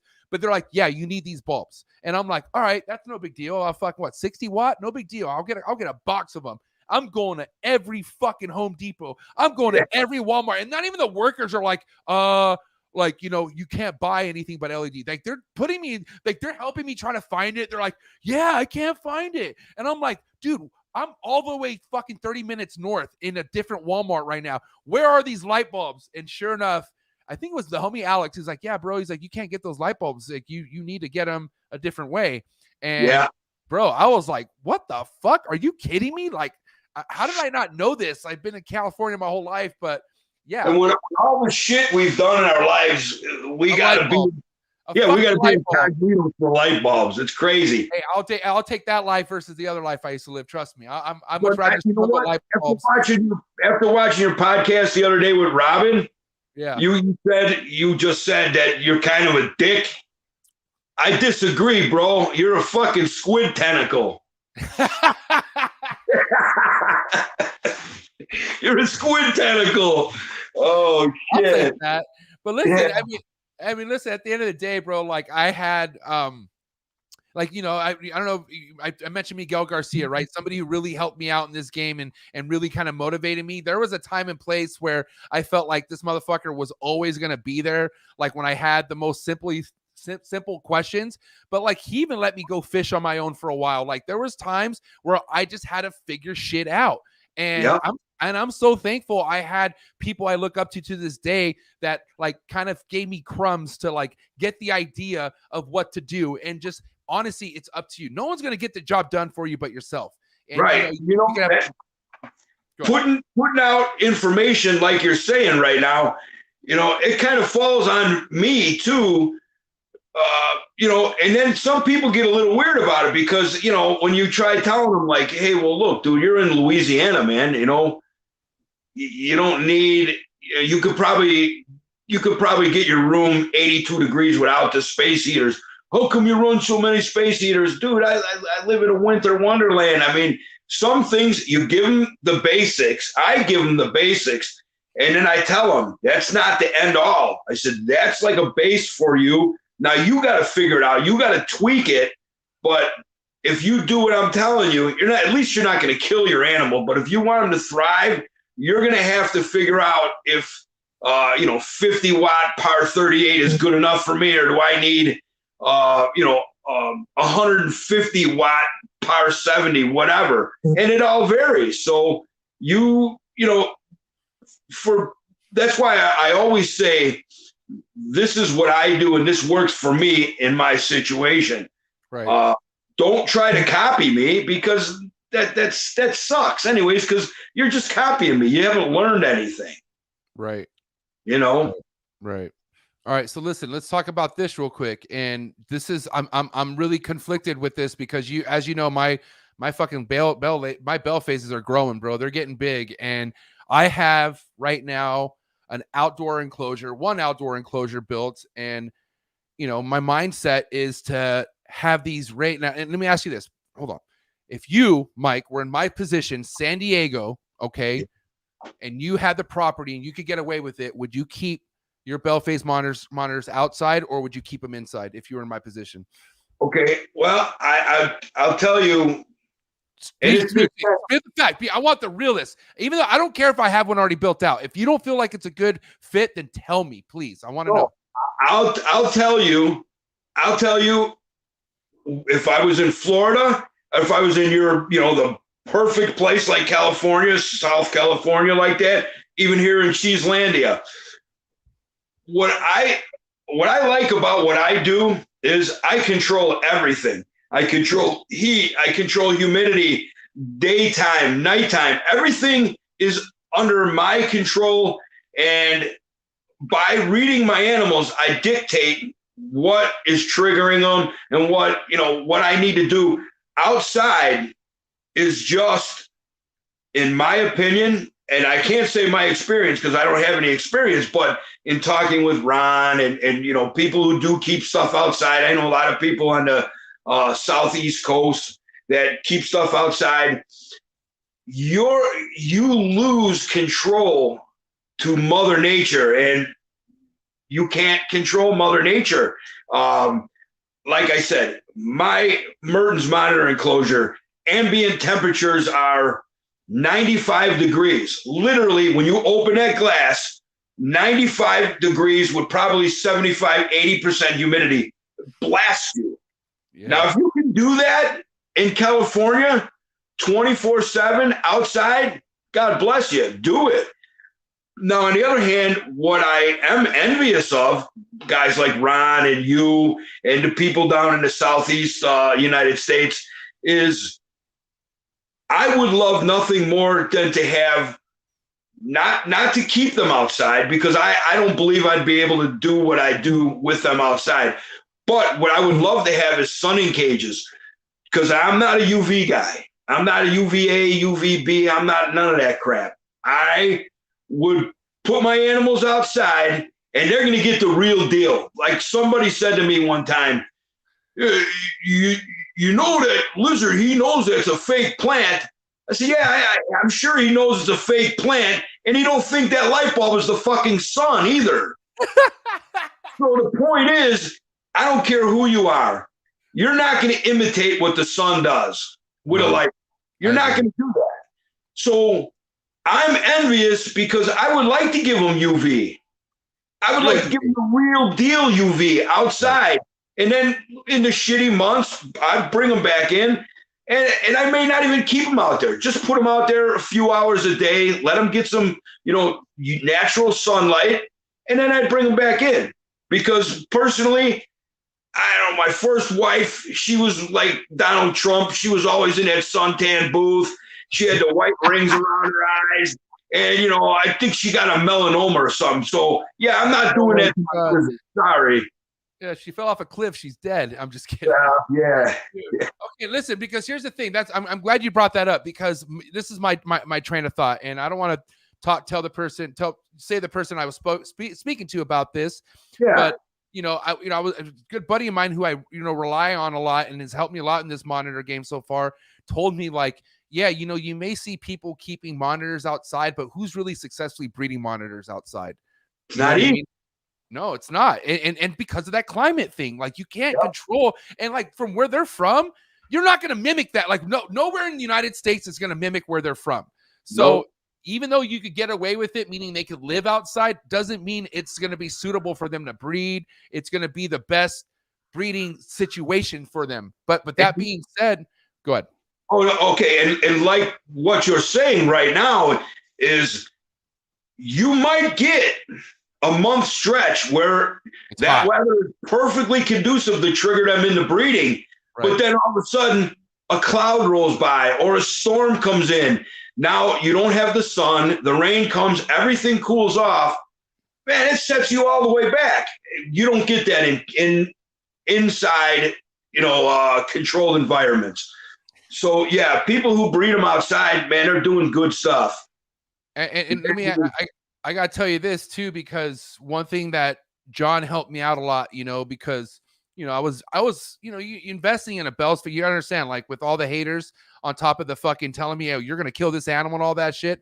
I was also investing in the most expensive animal I've ever purchased in my life. So I wanted to make sure I was doing right by everything. And John's thing, which relates to what you're saying, was minimal ventilation. Like you fucking keep that box like so contained with the heat and everything. And that's what it's all about, and you have people who air out, like who have all this air breeze going through, and like you don't give it. How can you give it humidity? Like like these things need crazy humidity. It's nuts. Like, and it's not only the crazy humidity, but it's the scorching heat. I mean, yeah. When I open up some of these boxes, and people say to me all the time, well, where does it get 150 degrees in the sun? Dude, I live in Wisconsin. I will go temperature gun my driveway in June on a bright sunny day. I guarantee you it's 150 on the pavement. At least.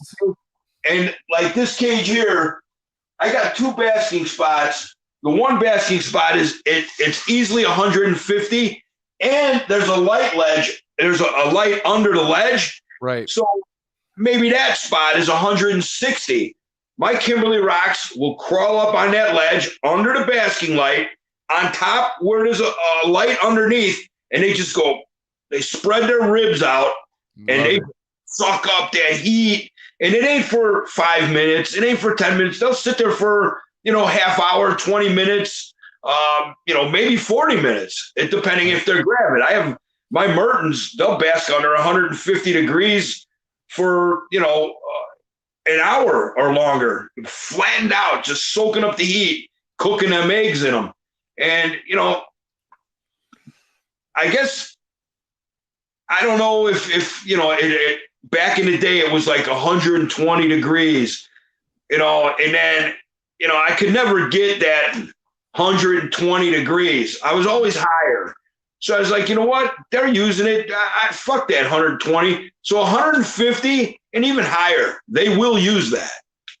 Ambient temperatures, like not under basking lights, just cool side temperatures of 85 degrees. That's freaking crazy. Yeah. Think about that. You're walking around Disneyland and it's 85 degrees out. Man, that's freaking hot. It takes a lot out of you. That's nothing for these guys. That's every day. You see them sleeping like they're on a hammock, just fucking loving life, just like, God, I love life. Like, man, I like I'm telling you, man, better than television, like you said, because you know what, you are watching television. You're watching real life television, real life Discovery Channel shit. You know what I mean? And absolutely, every day is a new day with these things, bro. Like I'm finding something new that they do, or just like I don't know, little traits, and it's like God bless. I just fucking love them, bro. And honestly, the biggest thing that I have to control myself is like, as much as I love these monitors, they're not a rack of snakes. You don't just go buy more monitors. Like, as much as you love, like this isn't a hoarding animal whatsoever. You know what I mean? Like you got to be very on top of your shit. And just because you do good with one monitor or even 2, doesn't mean you need to go get a group. You know what I mean? Like You just got to, and if you're meant to be for it, you're meant to be for it. But I'm just saying it's not that kind of hobby, that kind of animal that you invest in. Like this is a lifetime investment. I feel like if you ever notice the people that are really successful breeding monitors, right, they have a limited collection. The right. people who get, a shit ton of monitors and they got snakes and spiders. Well, with monitors, when you're keeping monitors and you're trying to breed them, when you start diluting yourself with spiders and snakes and all this other stuff, unless you have a pair or a couple pairs, you're going to be so diluted that you're going to miss action. You're going to miss cycling. You're going to miss egg laying. You miss a lot with monitors. So most of the people that are successful with monitors have a manageable collection. Anybody who starts getting, like you said, more and more and more monitors, other things start suffering. And to be honest with you, I'm right there. I'm at my wit's end as far as everything I could deal with and not lose control. So I can't add anything else without something else suffering. And it's just the way it is. But I'm happy with everything that I have, and so be it. Hell yeah. Let me ask you this. If you were in a position where you could add one other, not Spencer's, okay, let's we already know you want the Spencer's, but other than the Spencer's, what is one other monitor species you feel like you could really do good work with? Like if you could implement it at this time? Well, if because it's something I've wanted since I was a kid, and back in the day they were real rare and hard to find, and you don't need a lot of room for them. And I think I would do real good with them, which would be great for the species itself. That would be Lanthanatus, borneensis, the earless monitors. Oh my God. Those are not easy to come across, bro. They're not easy to come across, but you don't need a giant enclosure. They're amazing, bro. Very hardy, and they're like bulldog salamanders. So that's right up my alley. I love them. Oh, I hope you do get those someday. That would be amazing. Well, that's something I could add right now, and it probably wouldn't. I wouldn't, what I have going on. So with that being said, let's kind of talk about incubation process for you, because I was told, it's also no walk in the park. I mean, you wait quite a while for these eggs to hatch for these monitors. Is that right? I mean, or does it vary with species? Or let's kind of talk about like the turnaround on how long it takes for a monitor egg to hatch. Okay, well, most of my Audatrias, any of the dwarf Australian species, are in the 3-month area, give or take a little bit. My coming eye, they're 6.5, 7 months, no problem. Now, my Merten'S, oh my God. I just had a clutch that the one hatched, oh man, I want to say it was like 150 days in. The egg started to dent, and I was like, maybe that one's going bad. So I come back down a couple days later, the fucking thing's pipped. The other ones are going over 290 days now. The other ones.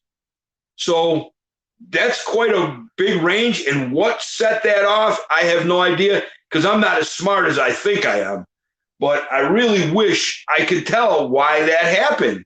But I can't. I have no explanation for why one would hatch so much earlier than these other ones that are actually going longer than I've ever had Merten'S go. How many Merten clutches have you had so far?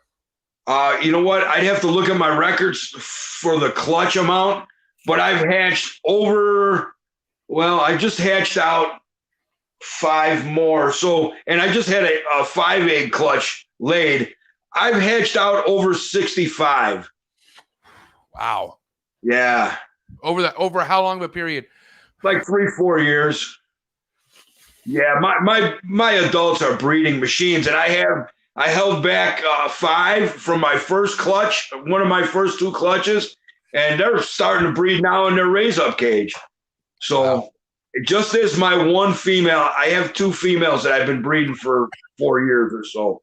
One, because I don't name my animals except my sulfurs. I name them because I don't know why I named them. because there's too many of them, and you just kind of remember when I'm talking to my wife. She knows what I'm talking about. So my two adult female Mertens. One's called Straight Tail because her tail is perfect, and the other one, since I got her, she had a little kink in the end of her tail, not up near her body, towards the end of her tail. So I call her Kink Tail. She's good for 14 egg clutch every time. Wow. And Straight Tail, she was good for like 12 eggs every time. The last two clutches she gave me, one don't count because my male got to him before I did. He ate 9 fucking eggs. Oh, man, I was pissed. And I just pulled out yesterday, 7 egg clutch, and 2 were infertile, so 5 are good. And I just put them in the incubator. My other female, Kingtail, she's getting ready. I'm hoping she'll lay tonight if I can shut the fuck up. She might lay tonight. No, they will. This is early for them. But so yeah, I got it. While we're on the topic of name, I know you name your monitors anyways. Yeah. I think you got too many snakes to name them, right? Yeah, I just feel like it's fucking. You're weird if you name snakes. I'm sorry, but yeah. You know what? I'm kidding. You know what? It's weird to me when I hear people going to their monitor or saying, "Come here, Twinkie, come here." Man, that fucking animal don't know his name, and you can call him whatever you want. I call him more for identification so people know who I'm talking about.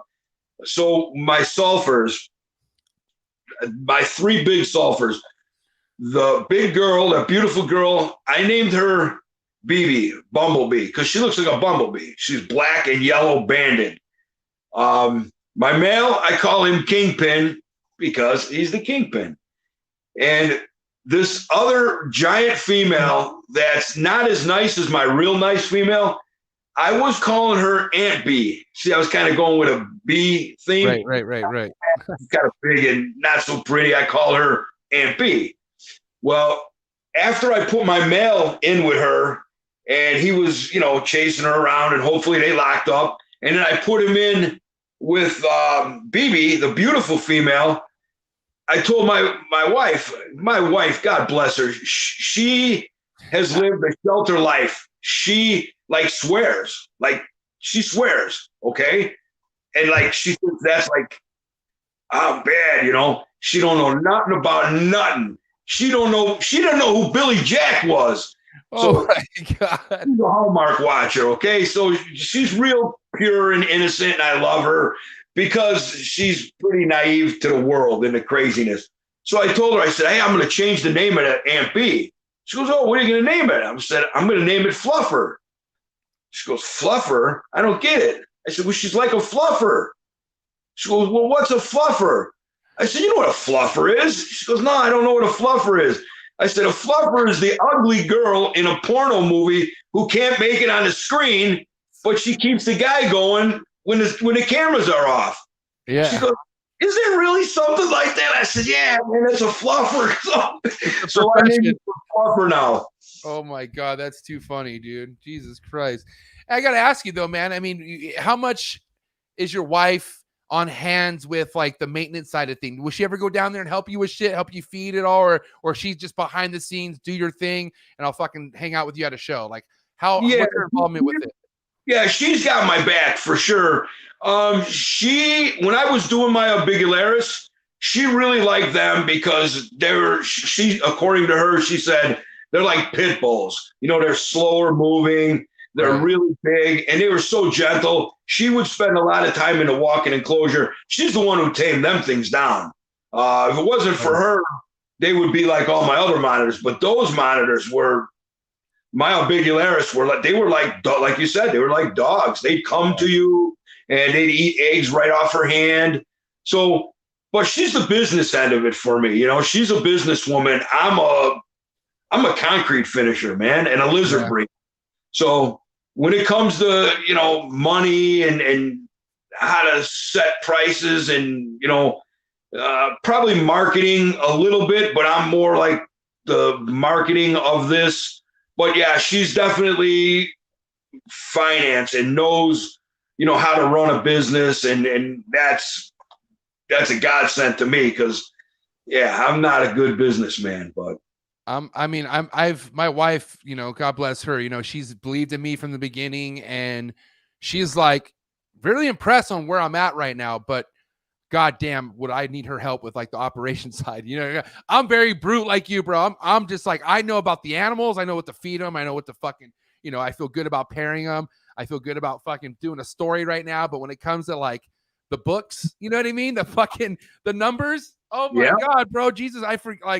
I don't know what I made last year. I had no fucking clue. You know what I mean? I know I made a lot, but that's all I could fucking, you know what I mean? She's like, that's not going to cut it. Like, I need to fucking, and she has a really good job. She makes a fucking lot of money. So I'm not at that level where I could buy her out yet. Right. But I could tell you right now, man, the day I'm able to afford my wife to take care of the operational shit and even price shit, goddamn, I feel like this I would go really far. But hey, day by day, man, I'll get there. Absolutely. It's all you can do. It's all we can all do. Now, I got to say, man, I have a wrap-up topic before we get into the hot seat questions. Okay, Mike? Okay. And this is just because this relates back to the eggs and what we were just talking about because, monitor eggs for that long, a lot of things could happen. It can be real finicky. They need a lot of humidity, but not too wet. Like there's a lot of, there's got to be a happy medium with it. But for instance, I was told that you don't really want to put monitor eggs straight over water. What do you put your monitor eggs on? How do you prepare your egg box? How does that work with you? Well, I got to tell you, man, going back to the early days when, man, you could work your balls off and get a clutch of eggs.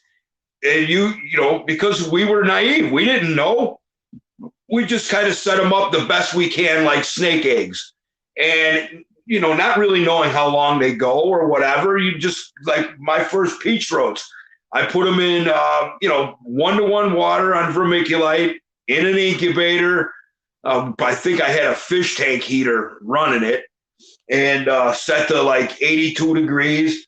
And you just leave them be. I mean, the boxes would gain a lot of humidity and they'd get over drenched and you'd have to air them out. That's one thing. Big shout out to John Dragna and Alex over there at Sim. Man, they took a lot of the freaking guesswork out of egg incubation for monitors. Their Sims boxes work like a dream. I have hatched eggs over straight water. I've hatched them over water crystals. I've hatched them over, wet perlite, vermiculite. I've hatched them on everything. Kingorums, I've had a real tough time hatching kingorums in a Sims. So now I put them in, a Sims container, but without the grate, and I fill it up with 1.1 vermiculite to water. And, I don't put holes in the lids. I don't gap them. I don't do none of that stuff. Right. The extra large, the new Sims boxes with the stiff lids, every morning I'll go in there and I'll just open it up and I kind of do this to, circulate some air in there. But the little ones, I'll fasten them down because they're kind of them rubber lids. I'll fasten them down like 3 corners and leave one corner like up. Right. For a little bit of air circulation, but I never open them boxes until they hatch those ones. So hold on, Mike. Mike, you recommend that air circulation technique for every single species that you do, like so, or like let's kind of focus on the green tree monitors because that's what I have right now. So in my case, like would you be airing those out right now if you were me, or what would you do? Green tree monitor eggs, what I would do personally is I wouldn't use the small Sims because the lids are tight fitting. Okay. Yeah. So when you put them tight fitting lids on there, it also matters on your incubator too. People use I'm not mentioning any commercial, incubator builders names. Right. People focus on these sealed boxes. Man, these sealed boxes cause trouble because, when you pop open a beer refrigerator or something and you break that seal, you change the pressure in that box. You could have eggs going, 100 days and they get a little turgid. And then you pop open that refrigerator seal and that change in pressure is enough to burst those eggs, which in doing that over the years, I've developed this technique and man, believe me, I get praises for it and I get beat up over it all the time. But and I don't cut monitor eggs because I want the money, or people tell me, oh, you don't want to lose it. You're right. I don't want to lose any animals. You neither. I'm doing this to kill animals. I'm doing this to breed them and produce good, healthy animals. So with with some of these like wine coolers, what I do now with like the wine coolers that incubators is I'll take an X-Acto knife and I'll cut slices in the seal. So when you open it, it doesn't go. It doesn't do that anymore. It just opens and closes. No heat leaks out. No humidity leaks out. But there's no vacuum in it. So that helps with smaller eggs or turgid eggs. Because some people open their shit and they'll pop eggs. Now, I've popped a few eggs. And it's usually towards the end of incubation. So that's a good thing. What I'll do is I'll cut those eggs open. And I'll open it up completely and I'll look in there. If there's a substantial egg yolk, I'll just leave it be. If they come out of that egg and there's a yolk hooked to them, I made this technique and I've done a lot of these eggs. And I helped the guy in France. I helped the guy in Chicago with some Kimberly rocks. I helped the guy on the West Coast with some, animals that he had and other people as well. But when these eggs prematurely hatch or they pop from, issues like pressure or whatever the case may be, or maybe you'll notice your egg is doing a little something crazy. Well, after all these eggs, I really look at my eggs. And if you look at eggs, you'll see gray striations that it almost looks like gray stripes. Well, right. What that is they're trying to cut through the inside of the egg to come out, and it shows gray on the outside of the egg. Well, if you notice that, and after 2 or 3 days, that egg still hasn't pipped, what I do is I pip it. I cut a hole in it, I pip it, and make sure the animal's okay. Sometimes they come out. When they come out, they have a big yolk sac on them. So, in experimenting with Merten'S eggs and stuff is I don't want to lose nothing. So I'm looking at these babies, and I'll pick them up, and the yolk hang between my fingers like this. So what I started to do is I would spin that yolk sac, and there's a real heavy vascular vein that goes up into the animal, into the baby. So you spin that off, and if you wait 15, 20 seconds, a little bit of while, you'll notice that vein, it goes from bright red to like a pink color. When it gets to that pink color, what I'll do is I'll take scissors and I'll snip off that egg yolk, and I'll put them back in the incubator with a little bit of water, because what I found is these eggs, when they hatch, and I don't care what anybody says, 90%, maybe 100% of all these eggs that when they hatch, and if you put them back in your incubator with a little bit of water, first thing they do is drink like they're dehydrated. So that gives them a chance to hydrate, to gain some strength. And then after about 24 hours in the incubator, I put them in the raise-up cages. And in doing that, I'd probably say of all the ones that I've cut, I probably lost more to natural incubation than cutting. So I've saved a lot of animals like that. And I have a YouTube video out on my egg cutting techniques, and nice. I'm not encouraging you to do it, but if the need arises, this is something that will save your animals. And it's a good thing. You have a YouTube video or a YouTube channel, bro? What the fuck? I didn't know. I got a YouTube channel. All right, hold on one second. Let's put this out there. I think people need to go out and check this one out. We got to go. Do me a favor, guys. Let's go head over to YouTube. Well, you're already on YouTube, obviously, but head over to Mike's Monitor's YouTube channel and go and subscribe to it. This is awesome. I'm going to go through all this shit. I didn't even know that, bro. This is awesome. When did you start a YouTube channel? Not too long ago, but I'm slowly putting content on there. I mean, I'm really low tech, so my kids help me with it and a few friends. But I thought it was really important to get that egg cutting video up there. And you know what? I knew I was going to get bashers and haters, and I don't give a shit.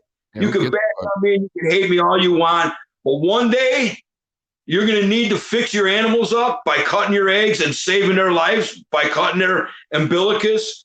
And I'm the guy who taught you how to do that. So even though you're mad at me now and you say stuff about me now, one day, if you're successful breeding, you will need to do this one day. And when you do, you don't have to come to me and say, thank you. I don't care. Just do it. I don't care. Yeah, I'm not in it for the praise. I'm not in it for the fight. I'm just in it because I love it. We don't need your fucking thank yous. Get the fuck out of here.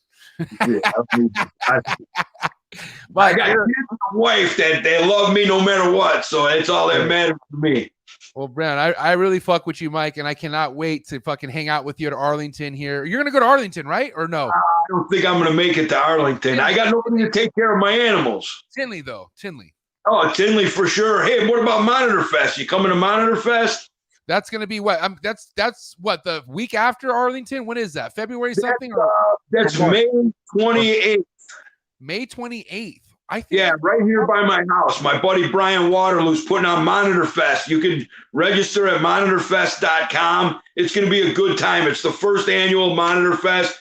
We're hoping to make it an ongoing thing, and it's just going to be a fun day of partying with like-minded people with monitors. What if I fly out? My little Sarah Bear wants to say hi. Oh, what's up, Sarah? There she is. That's my homegirl right there. Hey, Sarah, we're friends, huh? Sure, we're friends. We're friends, huh? Yeah, she knows. That's why she wanted to poke in on you. Yeah, Hey, Sarah. sorry I wasn't here earlier. I was doing school stuff. Hey, listen, Sarah, keep killing it, dude. I hear nothing but good things about what you got going on, and I can't wait to see you at the Tinley. Yep. Thank you. All right, Sarah. See you later, dude. Sarah, she's so hard. She's awesome. Yeah. You did well with your 8 kids. I got to say, my man. Thank you, man. All right, listen. So, Mike, hot seat questions, okay? Before I let you go, do your best to just shoot them out. Shoot these answers out as quick as you can, okay? I don't need an explanation, but you're the OG. If you got to explain something, I get it. I'm fine with it, okay? But here we go. Hot seat questions for Mike's monitors. You ready? You there, Mike? Yeah, I'm here. Okay, you ready? Yep. All right, here we go. Frozen thawed or live? Frozen thawed. A cut or no cut? If necessary, egg cut. Favorite monitor species? Oh, peach throat, Jobiensis. Favorite monitor pet? Favorite monitor pet, Sulphur monitor. All right. Red Chondro Neo or yellow Chondro Neo? Red. Yay imports or boo imports? Yay-boo. Yep, yeah-boo. Yeah, you need them. Okay, so yay. You have to say yay then. Yeah, you need them. Sports or no sports? Combat sports. All right. Favorite UFC fighter? Favorite UFC fighter of all time, Don Fry. Favorite child? Favorite child? Oh, man, you got to be kidding me. Hey, I can't. Oh, shit. I can't say nothing because they'll all get mad at me. I get it. Enough said. Steak or fish? Fish. All right. Favorite. Wait. Did you say steak or fish? Yeah, steak or fish? Steak. All right. Favorite cut of steak? Sirloin. All right. Kiss or AC/DC? Kiss. Van Halen or Sammy Hagar? Van Hagar. Like them both. Oh, you son of a bitch. You got to pick one. I can't have both. Okay. David Lee Roth. He's the man. Let's go. Okay. I would thought so. West Coast rap or East Coast rap? Oh, man. You guys are going to give me in trouble. I don't know none of them. But I like, you know what I like? NWA old school shit. Whatever that is. That West Coast shit. Okay. All right. Little word association. First thing to come to mind. Milk. Milk. I hate it. Cocoa. Milk. Stuck shed. What? Stuck shed. Soak. Egg box. Egg box. Sim container. Day 200. Oh, biting my fingernails to the bone. Frank Reitz. I know that guy. Instagram trolls. Fuck them. All right, listen, Mike. This is a big question here, okay? Because I know you fuck with both platforms, but I want to know if it came down to it and one had to go forever, and I mean forever, is it Facebook or Instagram? Which one needs to go? Facebook out of here. Get the fuck out of here, Facebook. Exactly what I thought. Dude, Mike, amazing episode. I'm sorry I took you over 2 hours. I didn't think it was going to go this long, but how can I not? I could have taken you another 2 hours, but it's Sunday. Let's go back to doing what we're doing, and that's hanging out with our family. So, Absolutely. what do you got to say to all your supporters out there, man? What do you got to say to anyone? I'm telling you, you got a lot of people who fuck with you, Mike. You come highly respected in this monitor game. So everyone who looks up to you, everyone who follows your work, what do you have to say to all your supporters out there? I just appreciate it. And, go for what you want to go for with these monitors. Don't let nobody tell you nothing. You got to try. And then, just don't listen to the haters or the discouragers. Don't overextend yourself.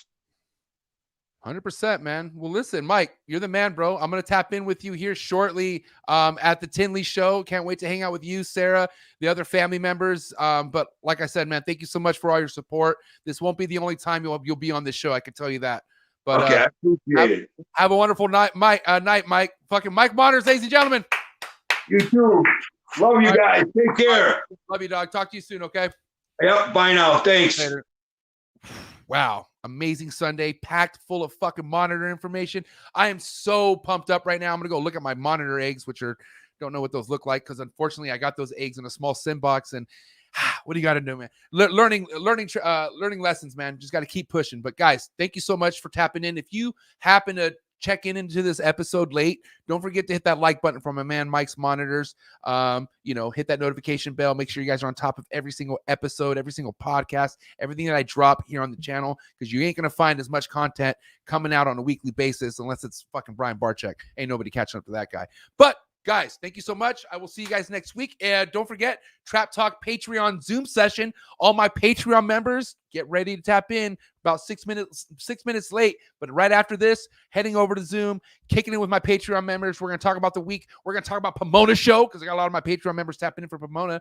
But guys, thank you so much. Listen, before I let you guys go, tomorrow's Trap Talk New Breeder on the Block series, we got my man tapping in from Chicago, and that's going to be Abe Exotics. Oop, hold on. There we go. Abe's Exotics in the building.